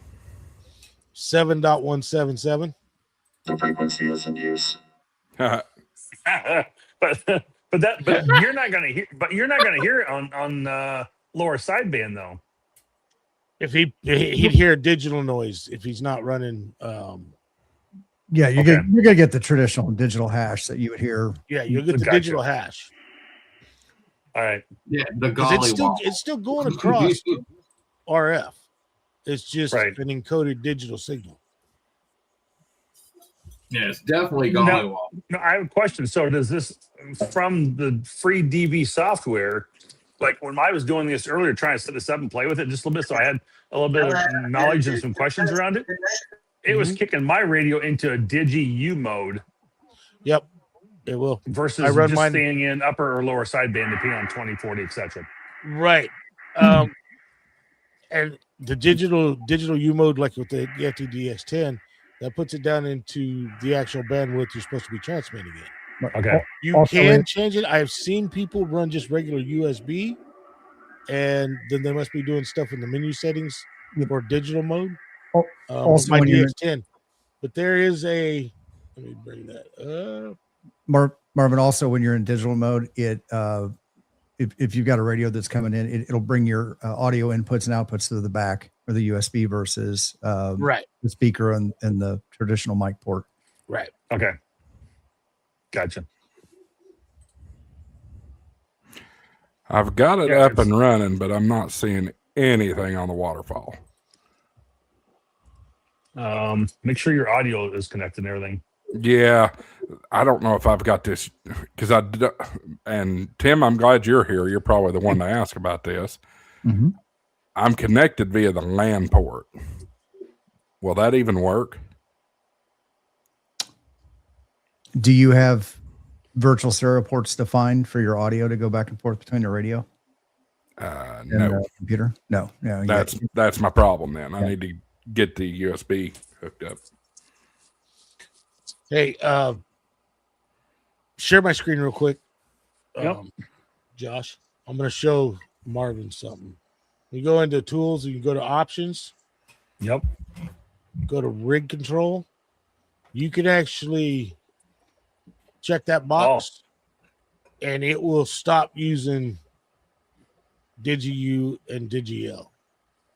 But I'm sure the people nearby are going to be really annoyed in upper and lower sideband. That's on this, if you're using that instead of the Digi-U mode, because they're going to be hearing that across their band. Go, what the hell is going on? No, you're still going across the band. You you're are, still but, talking you, in the but they're SSB. not going to be able to hear you in the upper or lower sideband portion. It's still going to come across digitized at that point, right? It comes across as a digital encoded signal. It's not Right. it's like if you were on a repeater and you're on an analog repeater and somebody keys up a digital radio. It's kind of hash and trash you get. Yep. It's not like the FT8 signals. Well, that's what I'm saying. Even on Because- upper lower sideband, it's still going to sound like hash and trash to them. If someone's listening to you on the frequency and going, their signal's messed up, they're going to think something's going on until they maybe realize you're using Freedv. Well, yeah, trust me, because I actually heard some people. And I'm getting pretty good signals right now. I wish I could have got my audio working with StreamYard. I've actually been playing with it and then switched back to analog and listened, and I heard the noise because the signals I was getting in Freedv was big, and I actually heard the digital noise on that frequency. But all it is, right, is just digital noise. There's no voice or anything. You can't really hear any voice. It's just digital audio, right? Right. Yeah. Okay. But it's not. It's not like they're not going to hear it. Whether you're in, even Yeah, if they're you're still in going to hear upper it. It's band. just going to be they're just not going to be able to understand it or compile Right. it. You know. Right. Yeah. But if you go look at a lot of the instructions on Freedv, they tell you to run it in data U or Okay. Yeah. That makes sense. that's just like the last version. There used to be a sync on the side to resync with everything, but that was for the old. And see, it's don't even show in this one. So they're basically eliminating all the old modes of Freedv, and they're going with this new codec. Period. That's why I say they're doing a lot of programming on this, and I wouldn't doubt it. Maybe in a couple of years we do actually see it coming out in SDR radios. Yeah, that would be cool. Yeah, I think when I pulled my free DV when I downloaded for the Mac earlier today, I did see a sync button over on the left hand side still that was active that I could hit if I needed to. So, and I think I saw Prep Hand Paul say a minute ago it still can get out of sync once in a while. So, yeah, it can. If I hadn't have changed my, you can drop me off the screen for a minute, Josh. I gotta find this.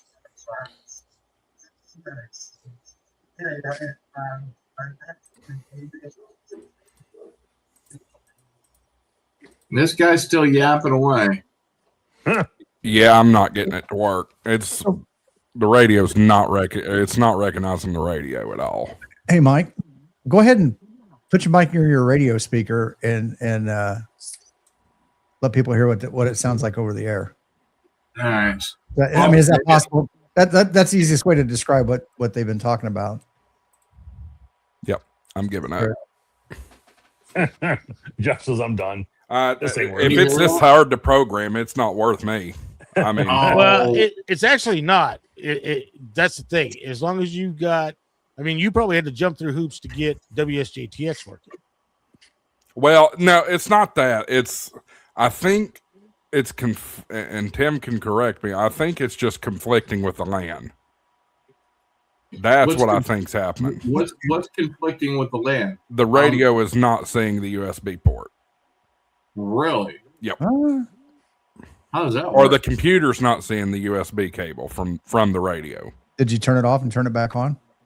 I unplugged it. Oh wow! I unplugged it and plugged it back in. No, I mean, did you power the radio down all the way, not standby, but all the way down and power it back up? I just did. Yeah. And that's funny.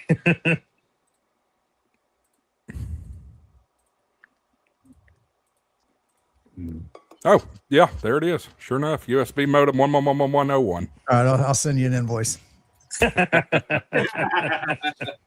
So you were actually going into standby mode, so you weren't rebooting the actual radio, so it sent a signal through it. I guess. Are you That's seeing what it signals was. now, Josh? Well, I'm just going through the setup mode, setup stuff at this point. 3 hours later. I keep leaning over to this microphone because it's the one I usually use. But see, that's what happens with a Mac. You got to jump through all kinds of hoops. Hey, no, I had free Freedv set up in 10 minutes. yeah, Paul, I think he's using the Mark II 7300. So. Yeah. Yeah, he is, Paul. Port speed 3800.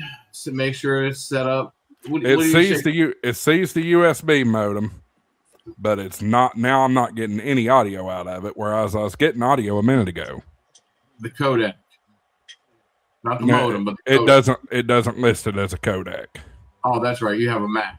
No, I'm sorry. No, on my original 7300, it showed it as a codec, but this 7300 Mark II has not shown anything as a codec ever. Did you That's install the driver? Oh, really? Do you have the Yaesu Yeah, drivers did you in there? install ICOM's driver? They don't Or have ICOM's one. drivers? They don't have a driver for I was mine. going to say, yeah, I don't think I don't ever remember installing a driver for any of my ICOMs. For Yeah, the yeah, Yaesu, for the yes. Mac. Like, I want to check out this win for Yaesu suite though. I used it when I had a Yaesu. It wasn't bad. Oh, kind of Yeah. helps to hit the start modem button. There you go. Yeah, that would work. Yes. Okay, I have something on the waterfall. Blame. Why is my radio transmitting? Because you're Did you talking. hit don't know. the start button? Yeah, but it Should shouldn't you be. push the talk button? No, the push to the talk's box? not even activated. That's funny. Damn ICOMs, anyways. share your screen if it's on your computer, so Yeah, it so we shouldn't can be see, transmitting. so we can see you Yeah. bumble through this. Yeah, that's Yeah. a good idea. Let's give the people their money's worth. Well, ain't nobody super chatted yet. Ain't Oh, nobody it's- got any money in it. Is that what it is? It'll miraculously work if he gets a super chat. Maybe. And biggin. See how the PTT is showing activated Push the now? button. Push Yep. the button. It's Push the not. button. The radio's not transmitting right now. But when I push that, it's transmitting. It's not transmitting now. It's receiving. Now it's transmitting. No, it's not. I'm looking at the radio. It is not transmitting. Okay, get I out wonder of if you that. get Stop out of that. that. Yeah. Stop your modem. That's Stop. received. Now go up to your Now, settings. Go up.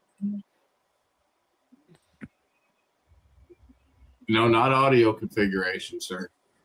You want rate control. Yeah, that's right. It's reversed. Cat PTT. Use DTR. Jesus, I can't even read that. I got to enhance. Let me make it big. Hang on. What is this ADAT? ADT. That is hamlib settings. No, you didn't. You don't have hamlib clicked. Click on hamlib. Yep. Now Now go over click- and click your radio. Find your radio. Of course, it doesn't exist yet, but I see 7300. Just use Use the 7300. 7300. wow. And it Yeah, uses but- the same CIB. There you go. It's like Bravo 6. It doesn't let you put the hotel. Does that matter? That just indicates hex. Okay. Cat. Now test your push to talk. Do not apply yet. Okay, it's transmitted. Okay. Now click Now you apply. can apply. Now hit OK. Now start your modem.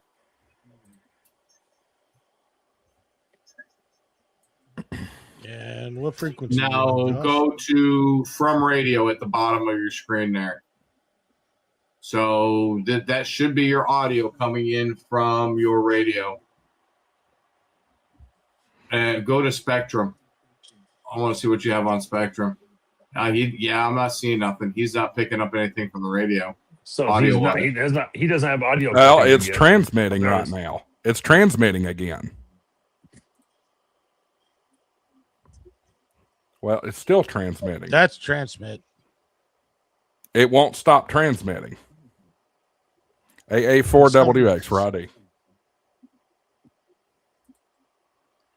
Yeah, something's Something- backward. Something's backwards. Yeah, your push to talk control is like Vox or some shit set up. Do you have box configured maybe? I didn't see it. Is it in the smart SDR for ICOM? That's turned off. You might need to Before, put- Okay. before we go into the advanced and push to talk, just bring up the easy setup real quick. I want to see what the first three are there are. Did you flip the USB cable over? Oh, for fuck's sake. Yeah, no, it ain't that.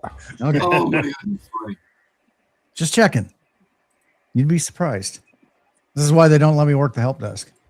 Okay, the radio device would be your USB cable. Should be USB audio device. Yeah, there you go. Yep.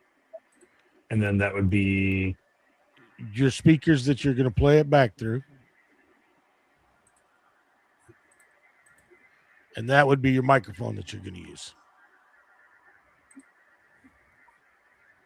Okay. Apply. Okay. Start modem. It's transmitting right now. Golly. AA4WX. I hear it. Did you hear him? No, I mean, I'm hearing hash.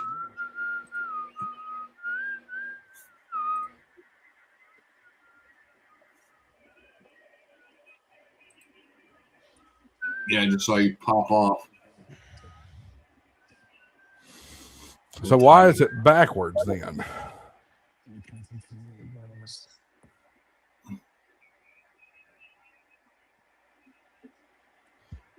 I'm suing for false advertisement. This is not easy. It's something to do with the way you're set up there. Because I've set up multiple radios, multiple computers pretty easy. I'm not sure why. Could it be the other USB modem? Maybe try it. It should be. I think it's because you're live, Josh. I think hit test first. I did. Start modem. Okay, it is not transmitting, and I hear somebody now. Okay. You have the wrong thing selected. 5SM from radio. I hear somebody in Japan, and I can barely hear you all. Marvin put Terry's comment up on screen. Go click on from radio. Wow, you need to turn that down over to your speaker mic level. God bless America. No, Terry, that actually was the Tennessee version. That's why he couldn't set it up, sir. Oh shit. That's hilarious. Yeah, I blew up my screen for a moment, so I had to escape out of the full screen so I could see his screen because it's so small. Here, let's see if he can hear me. Let me mute my AA4WX. All I'm hearing is still that Chinese dude or Japan or whatever. Yeah, math on live stream, double difficult, absolutely. Yes. I hear somebody calling me, but I'm hearing the Chinese dude on top of it, whatever it is.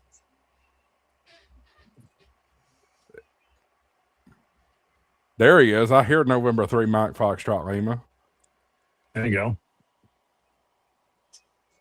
Alpha 4 Whiskey X-Ray.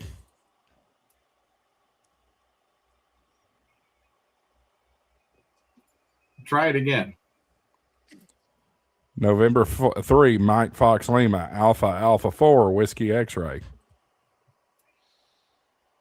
Not hearing you, Josh. What mode is your radio in, Josh? Are you in DigiU or yeah, or DigiL maybe? He's in Dig. It shows right too down many people are talking at one time.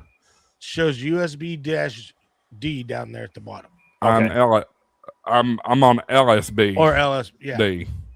But you can look down at the bottom there, Marvin, and it'll tell you whether you can just regular USB. Oh yeah, I see it now. Or Okay, digital. Yeah, it should be digital USB, or LSB. All your noise. How do I get rid of this Japanese guy? Because good Lord, I can't hear you all. You can hear the Japanese dude. Yeah. Well, I'm assuming it's Japanese. DX contacted the century, and all he wants to do is get rid of the guy.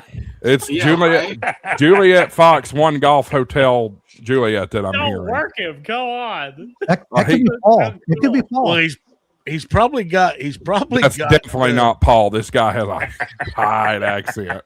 Have you heard Paul speak Japanese before? I'm sure he doesn't speak English. I'm sure he can. Wow, that's a good signal. Jeez. Let me switch over to so you all can hear it here. Hang on a second. Yeah, pipe that in. Okay, it should come in next time he's talking. No, he'll stop talking. Of course. No, he's into the QSO. All right, let's try this. November 3 Mike Foxtrot Lima. I heard Lima. Wow.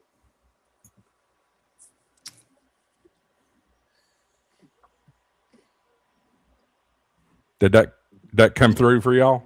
Nope, didn't hear that at all. Negative. I may need. Let me turn it on and loop back. Hang on a minute. I have to add it. Stand by. Skip for now. Skip On. for now. Do it again. Do it again. You should hear it now. All right, I'm trying to look for you on the recorder, and I that's it. couldn't really copy all that time. I had to add So, Freedv into the mix. I guess if you do have another microphone, that's worth a try. But you'll get there, that's for sure. So, It sounds like I'm he's sharing just out sitting in there this looking room for with me, Freedv, or he's on the and, Zoom with us. there's plenty of help. There's also the K5WH Zoom Sounds channel, drunk too. and I think Walter has a better handle on Let me those pull this Yazoo than down I here. do. And y'all don't need to see my taxes. And so far, I'm dangerous. Which, by the with I this, filed Deluxe today. 8600. Yay! Oh boy, already, huh? 73. Yep. This is As soon as I get all my WATTP, documents, I do Missouri it. City. I'll be Texas. doing mine this weekend. Oh wait, there's a hell of a lot more down here. It was just narrow. Mm-hmm. That's like Where is- whoever's talking, the ones that are talking right now. Let's try it, not dude. here now. November 3, Mike Fox, Raleigh. You sound like you have a speech impediment. Oh shoot! Did you all hear that? Yeah, I just that's switched right. over to analog. Don't do that. I just hit the PTT. Gee, no, you didn't. You switched to analog. No, he hit the PTT. Mine did that too Yeah. earlier. See, that's why I get that's the noise I get when I hit PTT on mine. Yeah. Whatever. How come everybody can hear me, but I can't hear nobody? I mean, I'll just play it like that. You sound like you have a speech impediment on that thing. Oh, It's wow. it's because of the signal to noise ratio. It's not high enough for it to do. Bleh, I almost. Chris said it. Katie, Really amazing. Katie's there. He is. Talk to KE0MAD. Well, I wish I could, but it's that noise. How do I get rid of that Use noise? your space bar.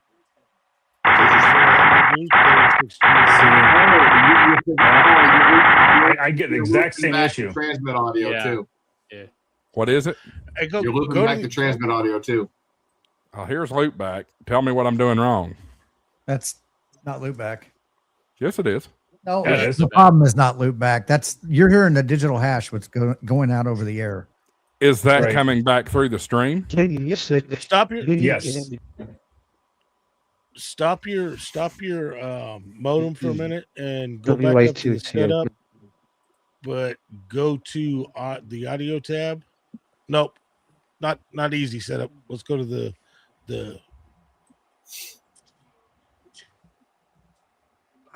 Okay, so Okay. to give you all a heads up of what devices are. USB audio device should be the radio. AT2020 is the microphone I'm talking into right now. okay. And then my headphones are also AT2020. Now click on the transmit tab down at the bottom where it says transmit and receive. Okay. Now go up to the top. Well, wait. Go back to your receive tab. This should not be your microphone. Down here at the bottom, that should be your USB, your codec coming from. This should be your speakers. Oh, No, up here, the top one should be your USB audio device from the radio. This one down here in the bottom, the one you've got highlighted in this area, this needs to be your speakers that are Your speakers or headphones. playing your audio. My headphones? Your If that's what headphones you're or using for speakers, your audio, however you want yes. to do it. Okay. To go up and select your modem up in the top box, highlight that one. Now go down and click apply before we go to the transmit tab. Okay. That way we make those are set. Now go to the transmit tab.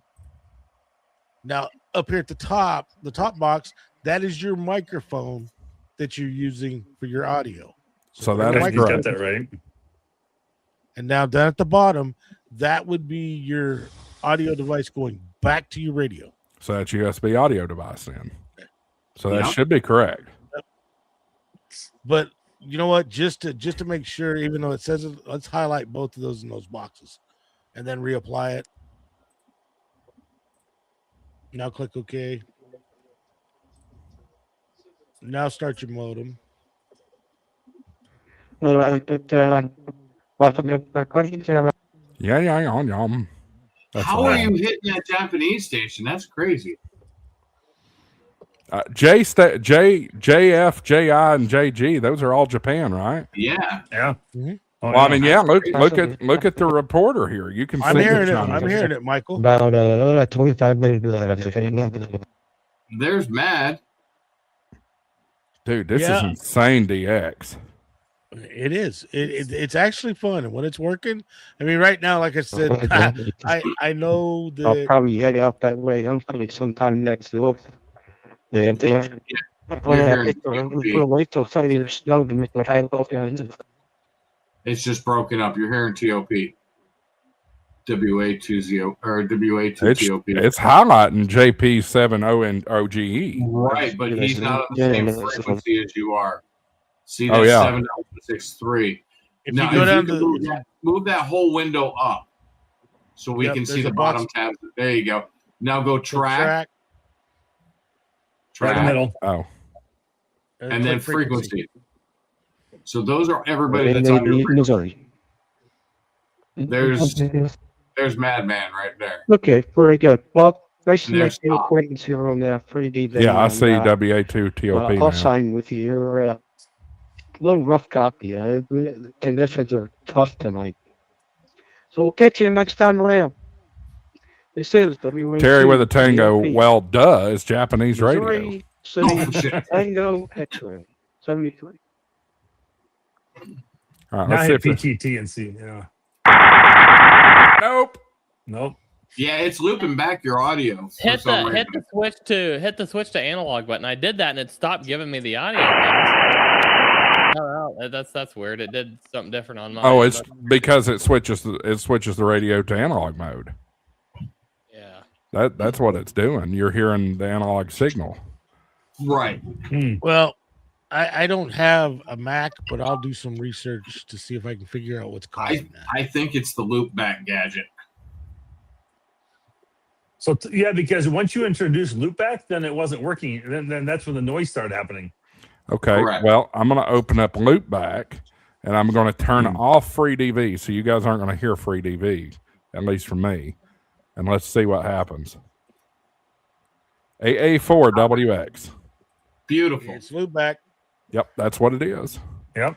Let me see here. There may be a setting in Loopback. There's mute when capturing. Or, Yeah, that'll work. well, it's already checked. I wonder if I kill this right here, if that'll do it. Try it. But you all won't hear the transmission if I do that. We can hear you now. If it's coming through the same microphone, it doesn't matter. Let's see. Yeah. Some of the loopback is. So I probably got the same situation. Somebody with virtual cables is causing me that audio issue because I get the exact same type of noise, Josh. So, but again, I spent maybe half hour prior to the stream. I'm gonna turn off pass through and see if that makes any difference. Josh, you should not need the virtual cables because you're running through the USB port directly connected to the radio. Well, in order to stream it though, that's the only reason the loopback exists. I can't pull in all my sources without. Okay. AA4WX. And Dave or Michael copy him at all? No, I didn't. No, I'm not. I'm listening for him, but I'm not hearing him. I'm actually hearing some guy in North Carolina, and then I've heard Sean, but Alpha 4 Whiskey X-ray. I see him transmitting, but I'm not hearing you. November 3, Mike Foxtrot Lima. Somebody's on CB. I saw Andy key up. I heard it. It sounded like Andy. It sounded like Andy on CB. Audio. No, I haven't said anything over it, It yet. wasn't Andy. It was me. November 3, Mike Foxtrot Lima. I You keep did keying not up, getting the sound same like audio yourself at issue. I all. even turned off loop back. Yeah, I know It's I still giving me don't. the same audio issue.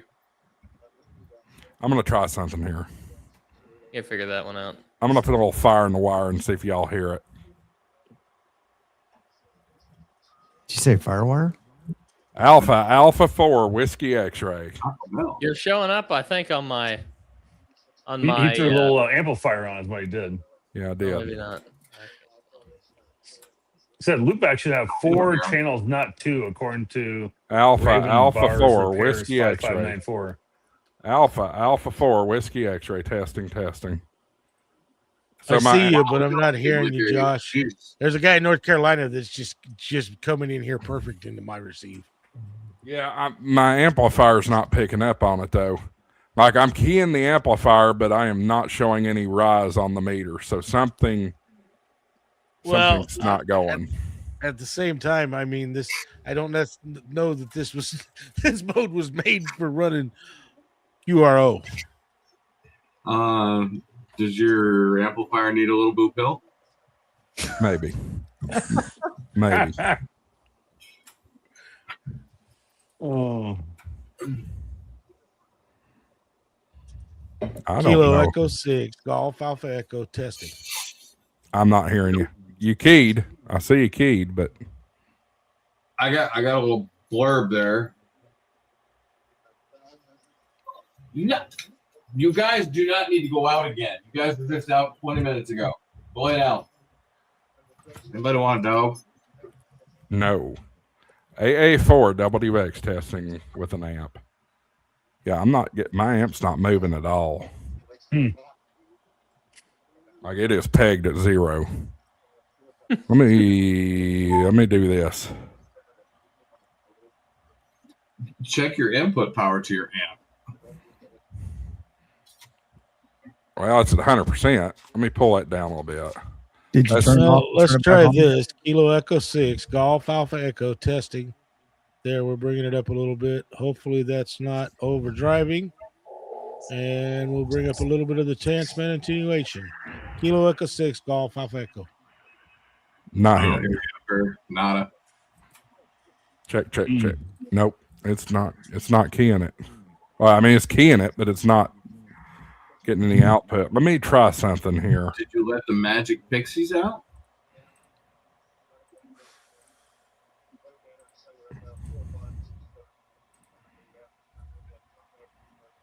I have a little trick I use whenever I'm trying to get the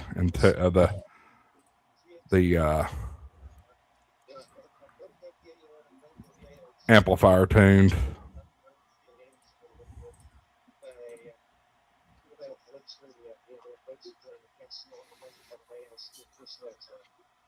That poor radio's got so much crap going through it right now. It's gonna lose its mind. Which one do I talk to? Right, Joshua got a lot going on in the back end for sure. Jesus. Oh, very big signal.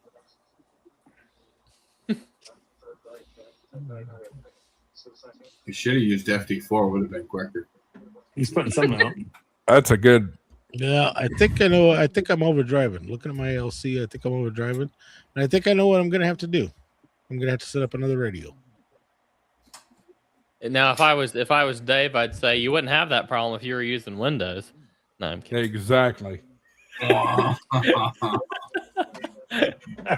Here it's we the are again. loopback. It's the Full loopback circle. he's using where his problem is.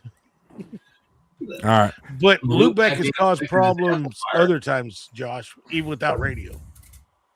It shouldn't be affecting his amplifier. Well, I don't know. I don't know that. That's Freedv just is hard. Well, even- run it's not through the- an it's- amplifier.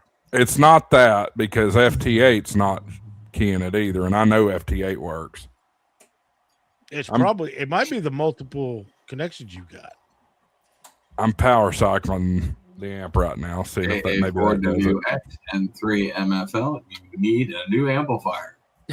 7-3s, November 3, Mike Foxtrot. No, I have a feeling because he's got the USB cable hooked up, and then he's also got. I mean, it kicks up in the slightest amount. The meter kicks up in the slightest amount. I think you let the Magic Pixies out. I say it's not like it's just not getting RF input. Are your cables connected? Yes, I know they are because it's keying the amp. There's just nothing coming out of the amp. There it goes. There it goes. SWR is infinite though. Hang on, I just got to tune. I got to tune it in. That's all. Redneck ham radio. Tim shaking his head. Hey, there's nothing like doing this live on stream, teaching Josh how to set this up, and a lot of people are learning from this, so it's great. So right. That's the kind of stuff that I want to do with my channel. Switch to USB. If I can help one person learn something, I feel like I've done something to be beneficial to the amateur radio. Yep. Yeah. Does it switch an ICOM automatically to digital USB? If that is checked inside, Josh just make a contact on FT8. Yeah, but I'm also getting nothing. I'm getting nothing out of this amp, so I don't know how he heard me. You lost the Magic Pixies. Is your meter broke? So first question. No, because I just saw it kick up. What amplifier do you have? It is an amp supply company, LA 15 or 10,000 if I can talk. Okay.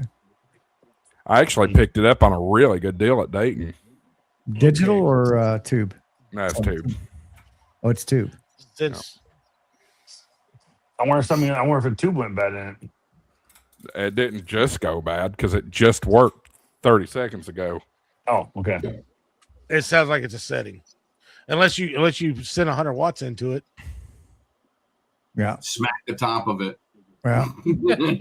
If you send 100 watts into it, that's probably not a good thing. You know, interestingly enough, though, that is a good point. I have some stuff sitting on the top of it that shouldn't be. So let me open it up a little bit here. Every flat surface becomes a portal for things to get lost and laid down. Do you need to Paul says he can join and get it going. I don't know if he can get my amp working. Well, you really don't need an amp to do this. You don't know. No, I was trying to get them to be able to hear me. That's all. Maybe there's another issue. Anyways, and your amp may not be firing if your standing wave is through the roof. There might be a protection. That's true. Well, on the radio, it's not showing the standing waves crazy. It was only when the amp picked it up, I think, if I remember correctly. Let me just close this down. Let's go back over here. All right, so you have some angry pixies now. Well, I know what my part of my problem is because there's a guy in North Carolina. I'm overdriving, and I'm not going to change my DX10, so I'm going to bring my 710 back here and utilize it through a different microphone. I'll take that TX10 if you don't want it. Oh no, it's not going anywhere. But I'm not going to change it because I've got my microphone running through my mixer into the back of the radio, and my AMC and everything on the radio is wide open. I control everything with the mixer. I'm not going to go and turn the ALC on and mess with all those settings when I've got it working perfect with Alpha 4 Whiskey X-Ray. I'll bring my 710 in and use it for Freedv. Because he was hearing me, he was responding to me. I was just overdriving, which means my ALC's too high. Because it's just like WSJTX FT8. If your ALC's too high, you won't get out on FT8.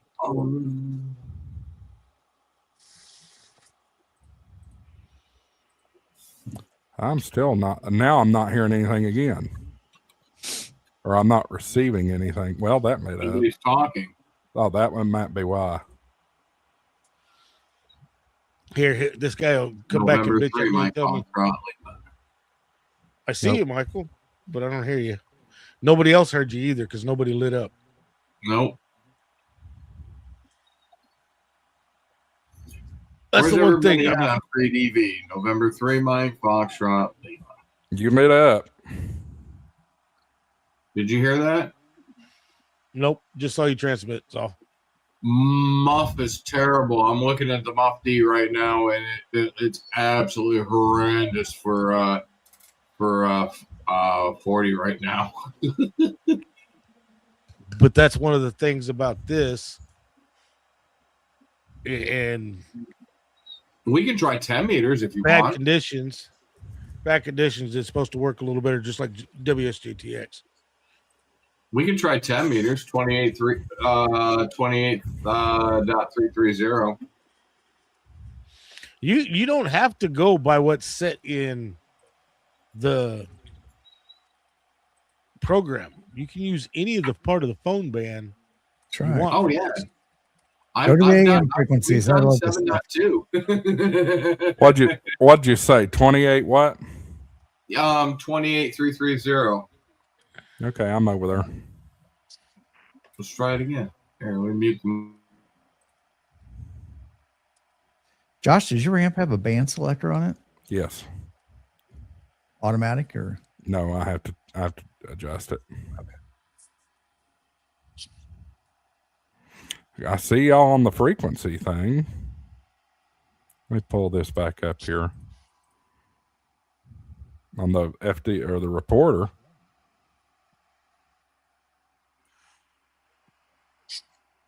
Look at everybody who popped over to 10 meters. I know who's watching my stream now. Yeah, right. Nobody's just randomly going to 10 meters in the middle of the night. That's the limit. Why Yeah, I was not? the only one here when I popped in. Let's see who we got there.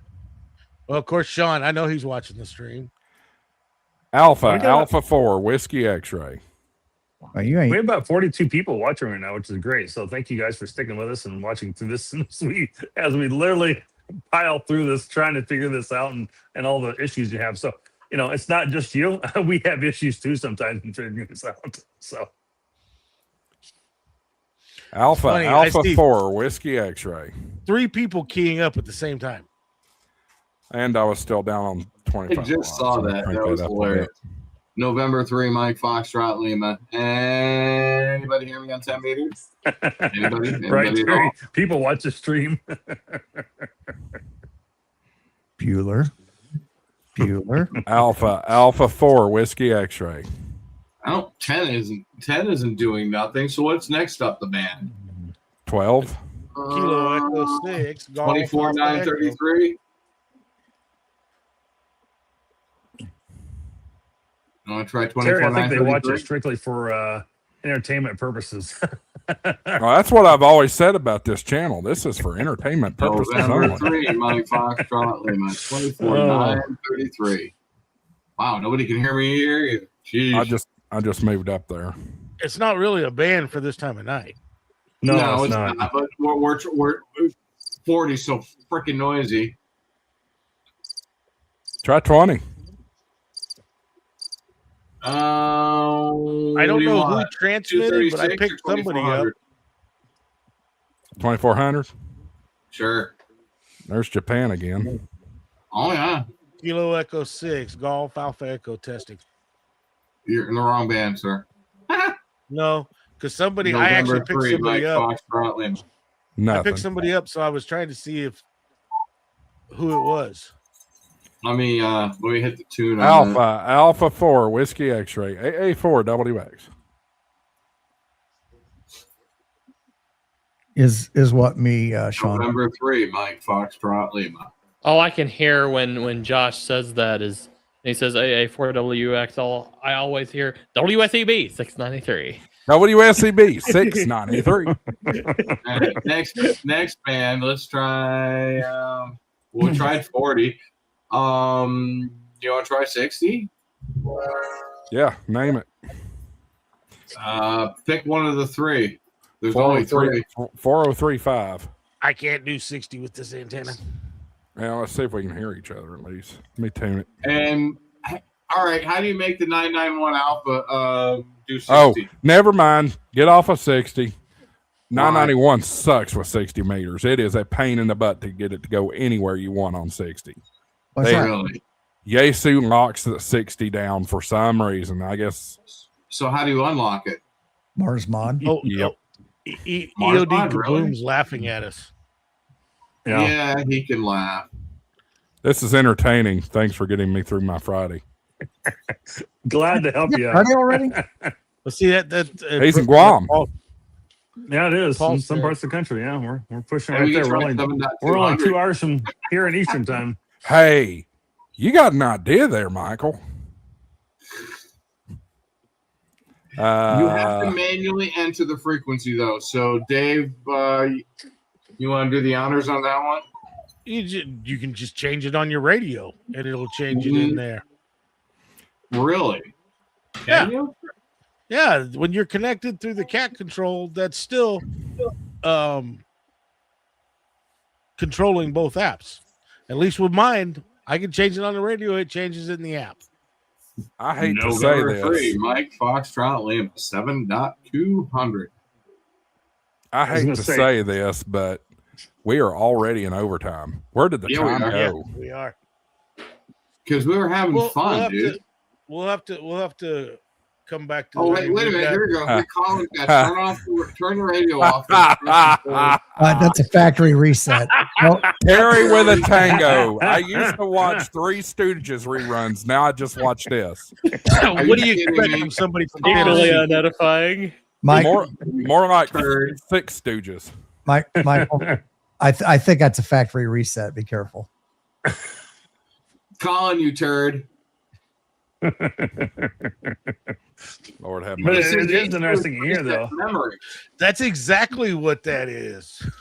Yeah. Really? If I remember correctly, that's what it was. EOD Kaboom says late Yesu's allegedly coming out with new firmware. They're probably going to have to for the new 60-meter band for the changes that are coming out February 13th. I think they're being released. So for the new every expansion radio they created there. 60 was channelized, so most manufacturers channelized it. They're all going to have to come out with it, except for the Chinese radios. They didn't channelize nothing. Oh, go figure. So I'm hearing something now on 20 AA0KM, but he's very noisy.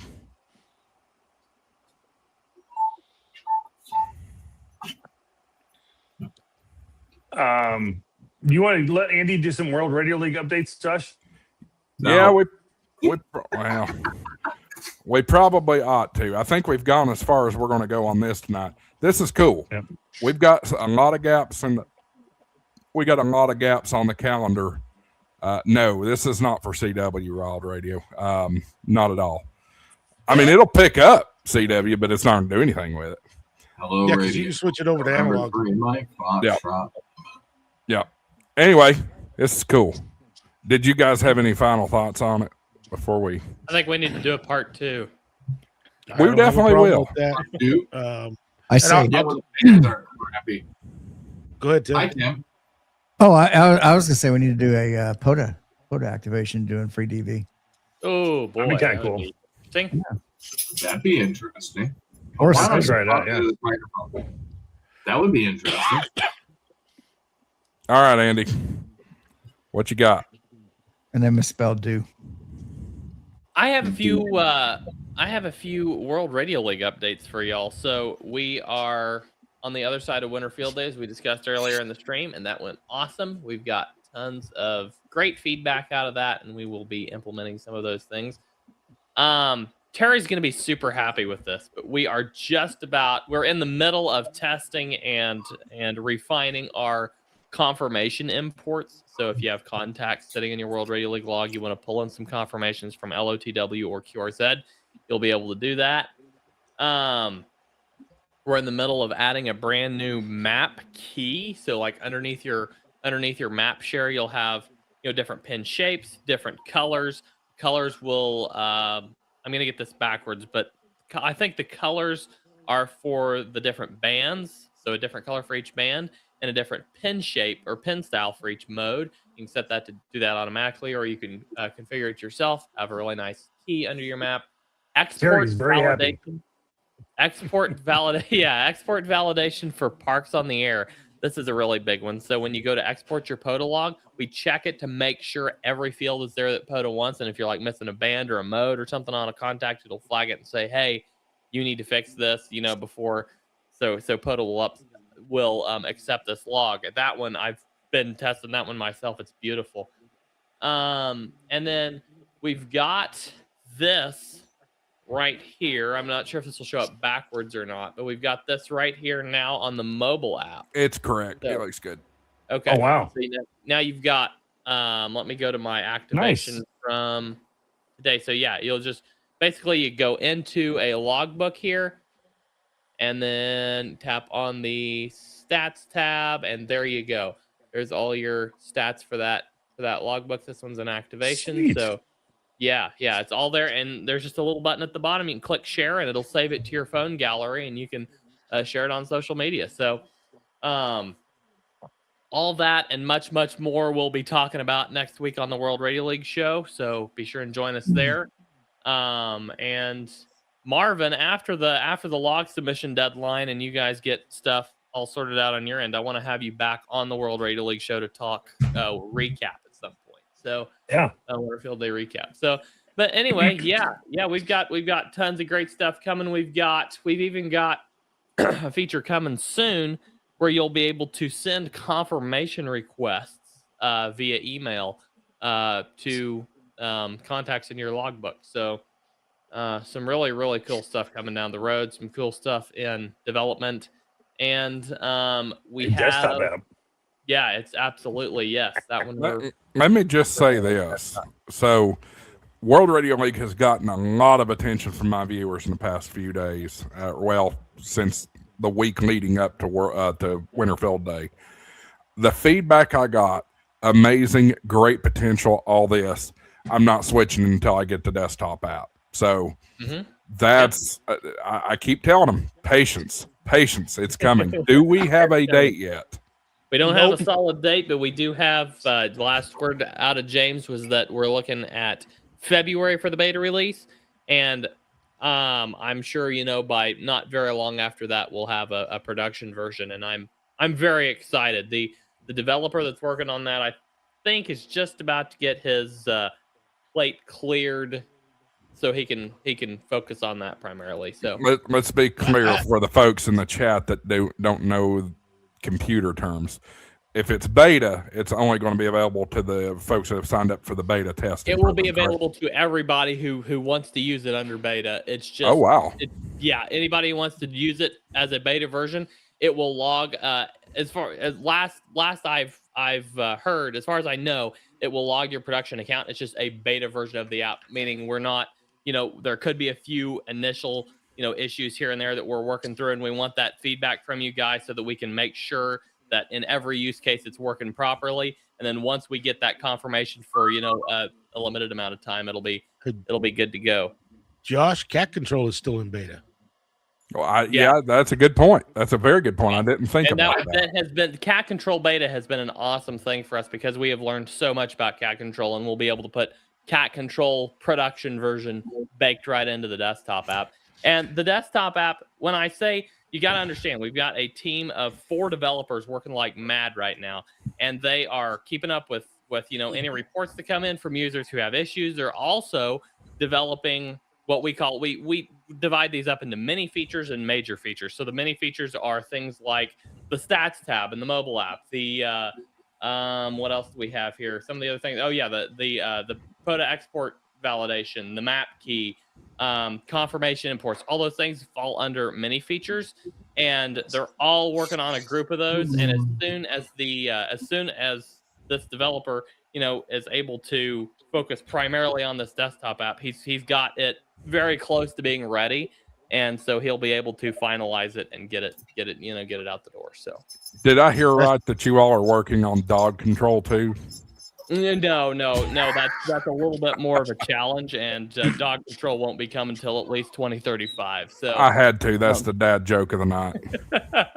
So sorry. Why am I forgetting? Freddie Mac. Gosh, he's the dad joke guy. Yeah, absolutely. One more point on the desktop app is, completely slipped my mind. Marvin was getting ready to say something. Marvin, go ahead. I was going to say, you see Terry's message. You think Winter Field Day about knocked you off the server? Downloading the desktop app is going to... We've got that under control now. It's all good. I remember I was going to say cat control and desktop app will very soon be available for Linux as well. So, Wow. Yay. Yeah. Absolutely. And as I stated earlier, Ham Radio Prep side, we're getting ready to release a fully rebuilt ground up. I didn't mention this earlier, but we're getting ready to release a fully rebuilt from the ground up mobile app. Very up to date. It's going to be fantastic. And the new course is going to debut, I believe, at Hamvention is the plan. So, or Hamcation. Hamcation. Oh, wow. So like that. Yep. Anything else? I was trying to think. I think that's about it for now. Oh, there are some users complaining about FT4 versus MFSK. It's a mode versus sub mode issue, but really, we just decided to go ahead and go with what everybody was asking for, which is displaying FT4 the sub mode instead of MFSK the mode. So that will be implemented soon as well. So. I can say this, and I've used about every log out on the market, and it seems like the vast majority of the logs out there label it as MFSK. So that never bothered me, but I'm glad to hear you all are being proactive and straightening that out. QRZ, I think, recently went to FT4. So did they? I think they did. Yeah. Interestingly enough. Anything else? So, I don't believe so. Just look for those the confirmation checks, rechecks, and the all the cool things coming from the map side. I guess you guys saw the manual. You can manually reposition your map when you share it, and all that good stuff. The all contacts QSO map. So I think we talked about that in previous streams. But yeah, a lot of cool stuff. Awesome. Gotta get that desktop out. Go make me go back to Log for Old Men. Oh yeah. and for that you just get a exactly. There's stuff that once they get the desktop out, I'll be picking James' brain and see if he can add this stuff into that desktop. Yep. All right. All right. So you guys go check out World Radio League, worldradioleague.com. You're going to love it. I promise you will. And be patient. That app is coming very soon, very soon. Free to use. They have a free tier. You can go check it out at worldradioleague.com. However, I prefer the paid versions, not only because I have a relationship with these guys, but World Radio League, the features that you get in the paid tiers are phenomenal. You're not going to regret it. Check out worldradioleague.com and use coupon code HamShackTV. Get 10% off their already fantastic prices. Also, talking about Ham Radio Prep, tonight's show is sponsor. Check them out too if you need to upgrade your license or maybe even get your first license. We saw a couple of folks in the stream tonight. They've recently done that. Check them out, hamradioprep.com, tech, general, extra, satellite course, MCOM, you name it, they got it. Check them out. Ham Radio Basics. Yep. Ham Radio Basics. Ham Shack TV is your coupon code over there. You get 10% off as well. Appreciate all their support. Also, they are the title sponsor for the second annual Ham Shack TV Ham Fest Tour, fueled by Ham Radio Prep and World Radio League. So we appreciate everything that James and Andy and Professor Jim and all those guys. Brad, don't forget Brad. And Brad. Team and yeah. Everybody. Yeah. Everybody. Catalina. It's fantastic. I love having. If you guys haven't seen Catalina yet, join us on the World Radio League show. She comes there as often as she can. I'm not sure she's going to be there next week, but she comes there quite often. So hey, Andy, some of us have to work normal jobs. We can't necessarily be in that stream like you. Yeah, can. absolutely. There's always team replay. Deja vu. Deja vu. Deja or Dave Ja? Yeah, Dave Ja.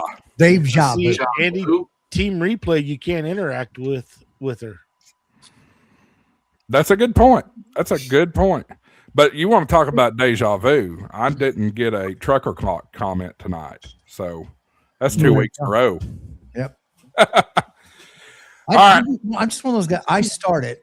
I expect everybody else to continue it on. There we go. And Dave, if there's a will, there's a way. That's all I got to say. Yeah. That's right. That's right. The person that figures out how to interact through team replay, I want to know. if there's a will, there's a way. You can find a way to reschedule your schedule. That's right. What do you say if we see if we can get this thing over with only 30 minutes of overtime, because I can't afford the overtime pay. Let's go around the horn and we'll go clockwise, I should say. Andy, you last spoke, but you're first up for the wrap up. What's going on? Yeah. Oh man, it's really, really crazy. I'm gonna break some news tonight. I just decided. Hang on. No.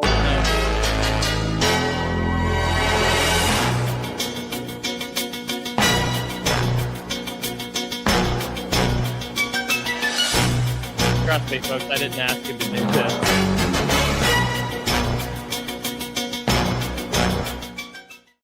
Listen, when you say breaking news, that is the equivalent of saying break on the radio.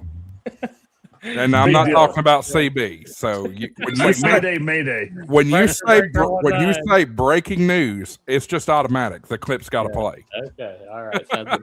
I have booked my hotel for Dayton. So, all of you that will be at Dayton, not breaking news in person. So, it is for Andy. Oh, okay. This is the first major ham fest outside of the local ones to me that I've gone to. So I'm really excited. So words of advice, and I think Tim and everybody else here that's been to Dayton would agree. Sleep well the night before, because you will wear yourself out. And wear good shoes. Well, he won't. He probably won't, because he'll be at the table all day. James will let him break away. I'm not gonna be at the table all day. You can't keep me out of the you can't keep me out of the boneyard or the galley booth, or there's a few places I want to visit. So chop salmon. But yeah, I'm really looking forward to it. Maybe I can even stop by and see the Ham Radio Workbench guys. But yeah, I'm really looking forward to it. So that's coming up. I've got. Man, it's been absolutely nuts. I've got these new stickers. I just showed this on the live stream. They're not for sale yet, but this is my Blue Barn Studio logo sticker that I'm using for the Blue Barn Studios here. This is where we broadcast the World Radio League show out of. So, but yeah, the World Radio League show has been just really going awesome. We do a propagation forecast for the week, and have all sorts of ham radio news and all kinds of things. So come join us if you don't mind next Monday and join in on the fun. So yeah, Andy's trying to steal Tabitha's job. I am not trying to steal Tabitha's. Go watch Weatherman.com. Deep dive. But, we've got Terry with a tango that is already courting all of us to go to the Sevierville Ham Fest in March. Oh, there you go. There you go. All right. Well, guys, I think that's about all. I could keep talking, but I don't think I'll say anything else very meaningful. So just back to you. Just so long as you tell them to use my coupon code. That's all that matters to me. Use my coupon code. Or my coupon code. Yep. Tim. How about Tim? Tim, your turn. Your coupon code. No, I'm kidding. Well, so World Radio League past week did 4 live streams. 4 1-hour live streams. I was doing the World Radio League, live logging as I was going, ripping contacts. I don't know. I think I probably 50 to 70 contacts each go around there. So did great. Didn't have any problems. There was some, and I think Marvin can probably maybe reaffirm this. There was some flap about spotting an amateur RF, and I told somebody to think outside the box. I saw that. There's your box right there. Now, there'll be a video about that, and that address is amateur RF. So, good. There Good. I think people are absolutely just lost at it. They don't know what to do. They don't know how to do it outside of internet. Well, I uses the internet. It's gonna be amateur RF, and that's all that the rules this year said. Is that you just needed to go outside of your circle, the magic circle, via amateur RF. I'm glad you're going to pull a video on this. Please share with me when you do. Wait, I'm confused. I just got completely lost. What are you talking? Are you talking about that router? Yeah, exactly. And it runs on what frequency? And we'll talk about that in the video. So, but we'll share this on our website when you get it up and running, Tim. Find out more. Absolutely. So that is coming up. I will be heading out to Dayton, Hamcation here. That's Orlando, not Dayton. Yeah, Dayton Hamcation. I've said it a couple times. Oh yeah, the Orlando Ham Fest. You'll make a wrong turn and show up to nothing. Well, I probably will be driving through Dayton on the way down. Goal is to get out to the East Coast, some of the states that I don't have put activations in. So also I got stickers. Here's the backside of the stickers.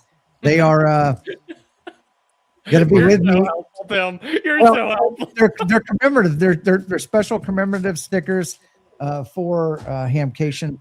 So if you see me at Hamcation, find me. Got a sticker waiting for you. So that's it. Josh, you better grab me one of those. What am I? The Bureau? Grab Yes. me one, too. The sticker burrow. There we go. That's what we need. We need to create the sticker burrow. I'm not. Speaking of stickers, I've got something to share with y'all real quickly before we get there. I finally ordered the dummy load sticker. Did you? Good. Yes, I did. I got to find it though. It's going to look a little funky on the preview, but it won't come out the way. Did Michael reach out to you? No, he never did. So I just ordered it through Vista Print. But okay, Tim, I know he's talking about it. While Josh is pulling that up, Tim, are you going to be back at More this year, More Expo? I will. Yes. Good. Good. I might see you there then. And Like, I'll one have of a those custom extra sticker stickers for with more it. and a custom sticker for Hamcation. There you go. Hamcation. there it That's is. tiny. No, It it's is way not. bigger than that. That's it. That's all I can do right now. I don't have time. I don't have Dude, time to go and have you something need- designed. You need to have them print you like 5 of them and put one on each side of the camper. And Josh, I will Josh, tell you better- this: there is nothing going on the body of that camper.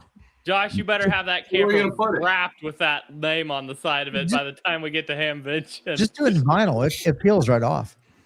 Tennessee dummy load. That's all you need, man. Maybe later. I don't have time. I've ran out of time for Orlando. I This will thing- get them printed and sent to you. Maybe. Maybe. I'm not in the mood. I ain't got no super chats tonight. I'm kidding, but anyway. anything else for you, Tim? Nope. That's it. All right. Oh, yep. Don't Last go to night, Michael yet. actually, He's super chatting.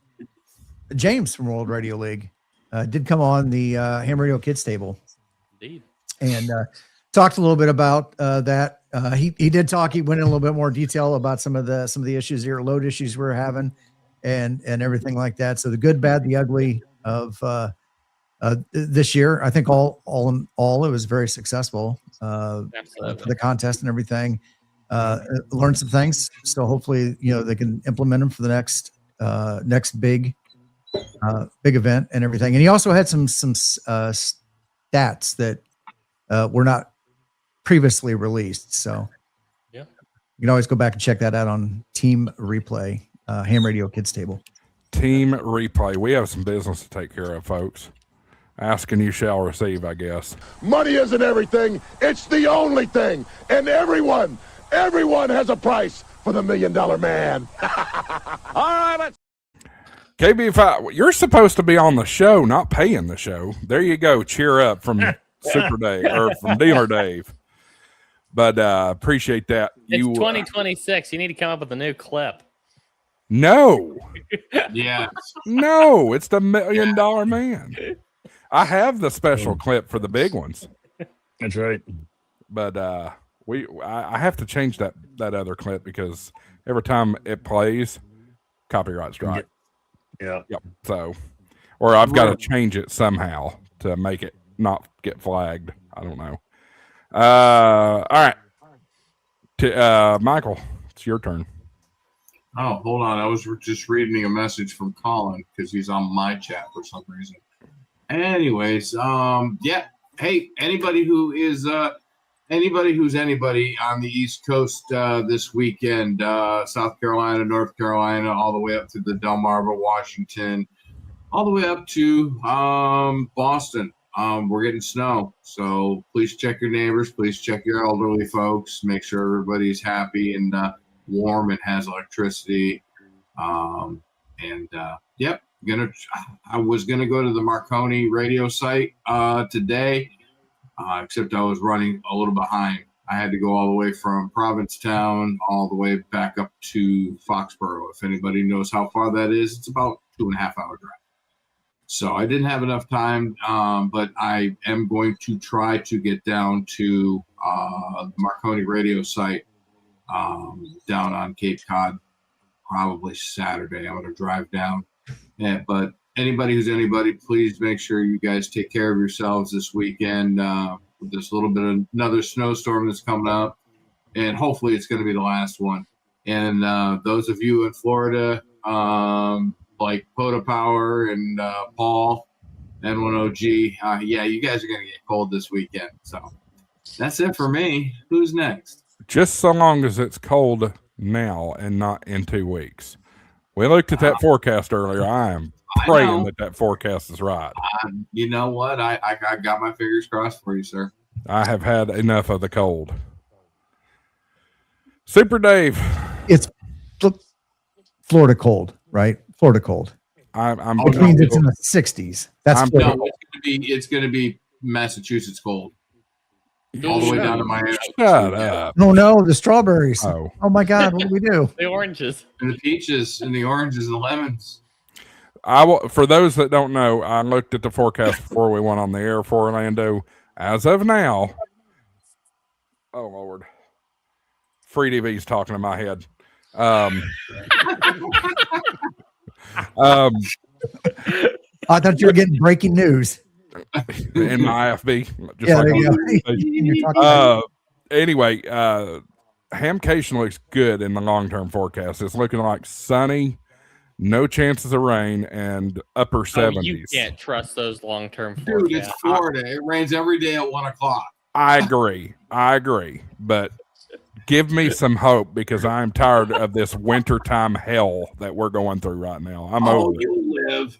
I know I'll live. Marvin and I are dealing with it worse than you guys are. So the older I get and the thinner my skin gets, because remember, guys, I've lost 120 pounds in the past 3 years. But you still have insulation.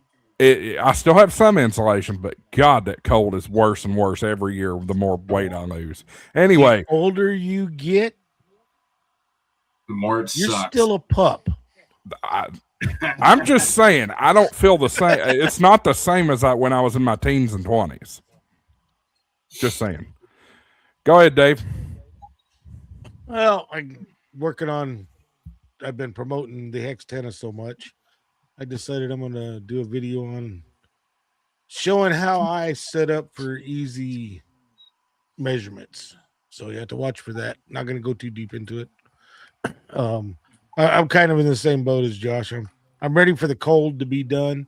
And my problem is the wind chills. When they start going below zero, I'm not going out playing with negative 20-degree wind chills. You fuss at me for complaining about the cold, and then you turn around and do it. Negative 20 is a little different going outside. I'll go out. I've been outside in this cold. I mean, I just did a video this week, a little short, outside in the cold.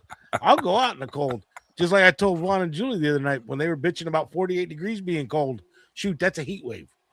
Dave will go out in the cold and record a 45-second short. Actually, I was sitting out there for over an hour taking my lunch because I get tired of sitting inside. And while I'm trying to take lunch, they come up, "Hey, this is broke. That's broke. Can you fix this? Can you fix that?" Hey, Dave, that park you were doing that from, is that the one with the G90 or the QRP radio, the one that you did? That was you talk about the G106? Or was it the 106 that you were doing the activation? Is that little park where it's the creek or the river? Oh yeah, when I did it with the alpha antenna, yeah, that was that one where you sit right next to the river. It's just to drive up. I got that one concrete bench, but don't sit in that concrete bench. Yeah, no, I've activated that park. I've got another video if I can find enough footage of it where you guys activated the Springfield Nature Center. I've got a video of that park too. Yeah.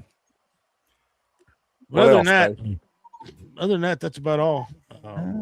It's gonna be possibly gonna now that I see there might be some more interest in Freedv. Yeah, Terry, go away. Leave Dave alone. He lives in Oklahoma where it's bad enough. That's coming from somebody who's a Volunteers fan. I'm sorry. Go freaking Big Orange. That's all I got to say. Here, hold on. I'll probably hold do on, hold on, another. hold on. Here you go. Oh, come on. Are you going to show us some national champions there? That's an IU Cup. There you go. That's an IU Cup. Hey, they deserve everything they got. They finally win a national championship. And now they're going to start bragging about it. Let's see what they do next year since everybody's leaving the team. I'm going to say it. They deserve everything they got this year. Oh, they played great. They went undefeated. They deserve everything they bought. Let's get that straight. That is a very good point. Everybody's buying everything. It's NIL, that kind of thing. Yeah. Marvin, let's go to you. Get this thing wrapped up. It's a good thing wrapped up here. Yeah, we're moving way late this evening on this show. So, so much for 30 I don't really have a whole minutes. lot I don't really have a whole lot coming out here. I've got a couple some shorts or some little things. I might do a little video tomorrow, depending on what my time is. I'll be back in my normal studio sometime late next week. So I'll probably get the big podcast, the longer podcast out next week. I may work on it tomorrow. We'll see. But other than that, don't really have much for videos. I've got a couple that I've got planned, but I got to get back to my place in Wisconsin for that. And that'll be sometime late next week. I won't be making Hamcation. I've been off and on this week about it. I've looked at tickets. I've had hotels booked. I've had to cancel and I've this, that, next thing. And I think I finally got work narrowed down to 1 of 2 days starting. So I won't be able to make it, unfortunately. I don't think so. At this point, I'm going to just say I'm not going to keep trying because they keep moving dates on me. So it is what it is. But yeah, I know that's what I feel too. Don't me tell you about it. There's a lot of good things going to be happening. It's 80 years of Hamcation this year, and so kind of a big celebration. I'd love to be there for that. It is the North American Single Sideband Sprint this weekend too on Sunday, so I'll be participating in that a little bit. I've been doing a little bit more contesting this year. It's one of those things that I kind of enjoy doing and getting into, and having a great station and some power. It's nice to be able to do that as well. But so you'll probably hear me on the bands quite a bit. So always feel free to try and hunt me down. And that's really about it. Yeah, cold weather it is here, and we'll just deal with it and move on. So I had to go out and help my wife scoop some snow off the rail today at her work. Because the rail company said they would not bring a car in until they cleared off around the switch of the track. And so I brought the snowblower out there. And of course, I sheared a bolt on it. But yeah, fun times. But it was all good. So get some good cardio out there in the cold this morning. So this afternoon. But it's all good. And I don't have a whole lot going on the channel right now. It's been so much of other personal things going on and some changes that I just haven't had time to really deal with this side. So. But thanks, guys, all for playing on Winter Field Day. I appreciate it, and we got a lot of big things planned for next year. So don't forget to submit your logs and 73 and have a good evening. That's what I'm going to call it. Submit your logs, get the contacts verified, all that good stuff. Hey, Marvin, you need to put together a picture and post it of you pointing like this and going, Uncle Marvin wants you to submit your Winter Field Day log. Dressed up like Uncle Sam, yeah. Let me work on that. I'll have something done here in just a little bit. Hey, I want everybody that's watching to go subscribe to World Radio League, Ham Radio Prep YouTube channels. Once you go subscribe to Great Man Poda, come on, we need to get Great Man across the. Yeah, I'm 6 people away from 600, so yeah. Yep. Ham Radio Guy Podcast. Go subscribe to Marvin, Hillbilly Ham, and Tortoise Overland. Go subscribe to all these guys. They're a big help. I pay them as much as I can, and it's not much. But, anyway, we're still waiting for that dividend. Yeah, I appreciate all these guys and everything. It's the end of the month. YouTube allots me 10 free channel memberships a month. So this is the last live stream of the month. So we're going to give away my last 5 of the month right now. And those winners are, come on, Roger McKeon. I've not seen that name before. Justin Crook, Terry McKenna 4278, Texas Flyer, and Big Dog Moya. I don't think I recognize any of those names. So None of those. congratulations. guys. Roger, I recognize, and that's the only one. No, I recognize Terry too. Yep. I think maybe I recognize Terry. I don't know, but congratulations, guys. Hope you enjoy it. You get access to all the Ham Shack TV emojis. You also get access to any videos that I release for members only first. None of those are there right now. I need to do some production. But anyway, Terry with a Tango says I got his name wrong. Unfortunately not. I wasn't talking about Terry with a Tango when I said I recognized it. That is. All right, fellas, I'll catch y'all here in just a minute in the back room. Appreciate everybody tuning in tonight. Go subscribe to all those guys. They work hard helping me with this channel and also their own content. Really, really appreciate them and everything that they do. Going to try to get some content out this weekend. Need to get some stuff planned for sure. And then next week, 8 o'clock, don't miss it. You'll want to be here. We're having the chairman and another leader from Orlando Hamcation on. Going to preview the Orlando Hamcation. It is the last live show before we head to Orlando. I am excited about that. I cannot wait. Cannot wait. It's going to be a fantastic trip. More than the Hamfest, guys, I'm looking forward to seeing my friends. Gray Man, Ham Radio 2.0, Crash Course, Mike, K8MRD. Hi, Mike. I know you're lurking in the background. So it's going to be a fantastic show next week. Make sure you tune in. We'll be right here, 8 o'clock Eastern time, 7 Central, and God's time zone, according to Jason, whatever that's supposed to mean, and 1 o'clock Zulu time. So, yeah, appreciate everybody's support. Appreciate everybody being here. This is for you, EOD Kaboom. Thanks for everything, y'all. We'll see you next week.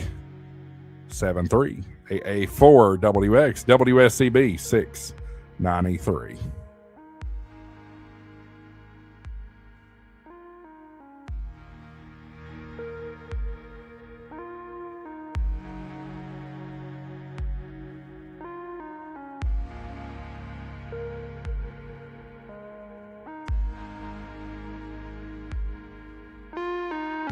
Money isn't everything. It's the only thing. And everyone has a price for the $1 Million Man.